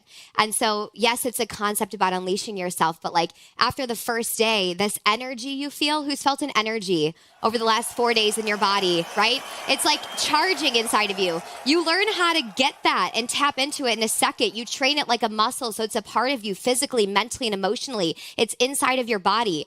You do this fun exercise at the end of the first day where you literally karate chop a board with your bare hand. It takes people like 2 years to train and do that. You do it all on the first day, plowing through limitations. Day 2, by the end of it, you've wiped out every single thought or belief that you've had. Moving to day 3, you're transforming yourself on a level you've never even known was possible. I remember my first event, Tony took us through this transformational process where he literally rips out these limitations and beliefs from your nervous system. I know it sounds insane to think of this, but it's real. And it's legit, and this is your life. It's not 4 days, a couple hours a day. It's immersion, so you're wiring this into your body. And then the energy that you feel here, that's the secret sauce. Like when Tony's up here and he's sharing with you and the energy's flying through the screen, it's because all this information presupposes that you have the energy to execute. Your health is everything. It's life. So we have to capitalize on this moment. And if you're up for making this your life, not something that you dabbled in for a couple days, but your life, I want you to put both arms up in the air. Stand up if you could. Double fist bump, my friends, and say yes. Say yes. So let's get into the recap. Don't miss it, though, you guys. It's literally first come, first serve. upwvirtual.com, deal of a lifetime. We would love to see and have you guys there. One more time, Tony and Sage Robbins. Let's give it up for them. Absolutely beautiful and incredible. Arwit, hello. So good to see you guys. So today's challenge is the Relationship Vision Challenge. You guys heard Tony and Sage talk about the 3 C's and the 3 U's. If you have not done a challenge yet, in the Breakthrough Facebook group, I want to make sure you guys are doing it in the right Facebook group. Today is your day. Our Hiders Anonymous crew, jump out, come back from behind the scenes and share with us. You're going to share how you rated yourself on the 3 C's and the 3 U's from a -10 to a +10, okay? You're going to give your rating and then share what are you going to do differently in your life. And we've got it on the screen for you. You're going to go live and go on a rant. Now listen to me. Can I offer you like a smidge of coaching? Yes? Is that okay? or a piece of support for your live videos, I always say under 2 minutes. And Tony has a phrase called call it tight, okay? Right when you get on, just rip it. What's the thing that you're going to change? For some of you, it takes like 7 minutes to get into it. And Tony and I were trying to watch these to find the winners. Get right into it, okay? Go on a rant, share your passion, and we can't wait to see that. Remember, you guys, you have to put the hashtag in it. Let's throw the slide up one more time so people have it. Hashtag relationship vision challenge, under 2 minutes or less, and go live and have passion with it. We're looking for your originality. Then we are going to have a couple winners from today's challenge that are going to be winning not only our grand prize, but also 2 of you are going to be winning the Ultimate Relationship Program by Tony Robbins, which, yes, give it up. And it's also Tony and Sage that are sharing this information, but you can get it on his app. He has his own app. It's called Breakthrough. We're going to unlock that for you, get instant access to really learn how to strengthen that relationship and work on it and take it to the next level. That person, those same 2 people are also going to be getting tickets to Unleash the Power Within. Yes? Yes? And then our grand prize winner, I am so excited to share the grand prize. And remember, this is for tomorrow, so you've got to be here tomorrow. Our team is in Zoom, in YouTube, in VIP, watching your energy, watching your participation in the chat box, watching your live videos. We really want to see you going for it. And one person tomorrow, at the end of the day tomorrow, so you got to be here every minute, okay, don't miss out, is going to be winning a trip for 2 people to Tony Robbins Resort in Fiji, which is called Namali, and it's including airfare, ladies and gentlemen. Look at that, so gorgeous.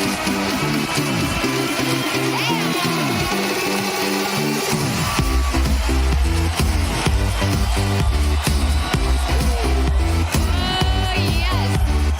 So that means you gotta let it rip. You got a big opportunity on the line, and we can't wait to see your guys' ultimate vision for your relationship, okay? Relationship Vision Challenge. Make sure you have the hashtag, no spaces. Let's get into today's winners from yesterday's challenge. Are you ready for the Close the Gap Challenge, my friends? Say yes. Say yes, come on. Okay, our first winner is winning a ticket to Business Mastery. And yes, Business Mastery is an absolutely incredible event. This woman, you guys, blew us away. Her energy is so pure and so beautiful. And if you have a chance, I want you to check out her video. But she shared she used to work in movies and design clothes, but she left her job when her mom got sick, really to care for her. And she shifted her business into designing clothes for people really with special needs, but she wasn't making money. And then after yesterday, after Tony, after Sarah, after Jesse, she's like, I'm opening up an eBay shop. I'm rebranding. I'm launching my business. And I'd love to give it up for Josie Del DeLeo. Josie, you're going to Business Mastery, girlfriend.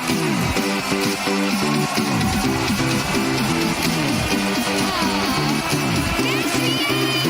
Give it up for Josie! Oh, yes, girlfriend. We love you too. Come on, get in here. Get in here.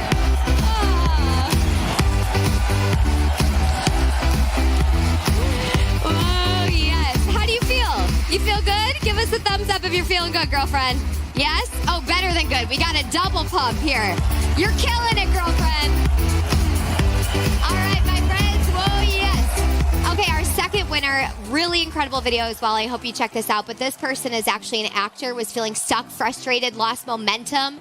But he decided he wants to get proximity. He took all the lessons we learned yesterday on making your own economy. He's going to network, get closer to Los Angeles. And this winner going to unleash the power within in 48 days. This is Alphonse Philippe Mouzon. Give it up for him. You did it, my man. Yes, you did it. I know, it's mind-blowing. Yes.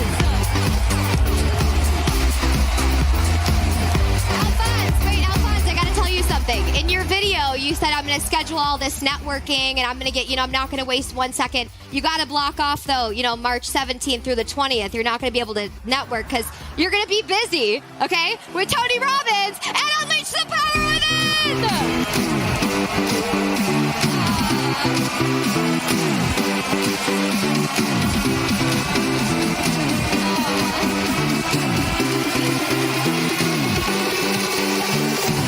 Oh, yes. And our final winner, and I think think a lot of us can relate to this today, especially after this beautiful relationship day with Tony and Sage. This woman makes a really great income. She makes like 6 figures. She has a good job. But what she shared in her video was that she was feeling unfulfilled. And those of you that are graduates of Unleash the Power Within, you know Tony always says at that event's really about fulfillment. It's about loving your life. It's about walking outside and feeling connected, not disconnected. And she was saying, I want to have fulfillment. That fulfillment piece was missing. And she was stuck. She's like, I feel like I have to have this soul-defining epiphany and awakening in order to have this breakthrough. And we just thought, why don't we just give you the breakthrough? At Unleash the Power Within, Jessica Garsh, my girlfriend, fulfillment is coming your way. You're going to unleash the power within in, hello, 38 days, my friend, yes.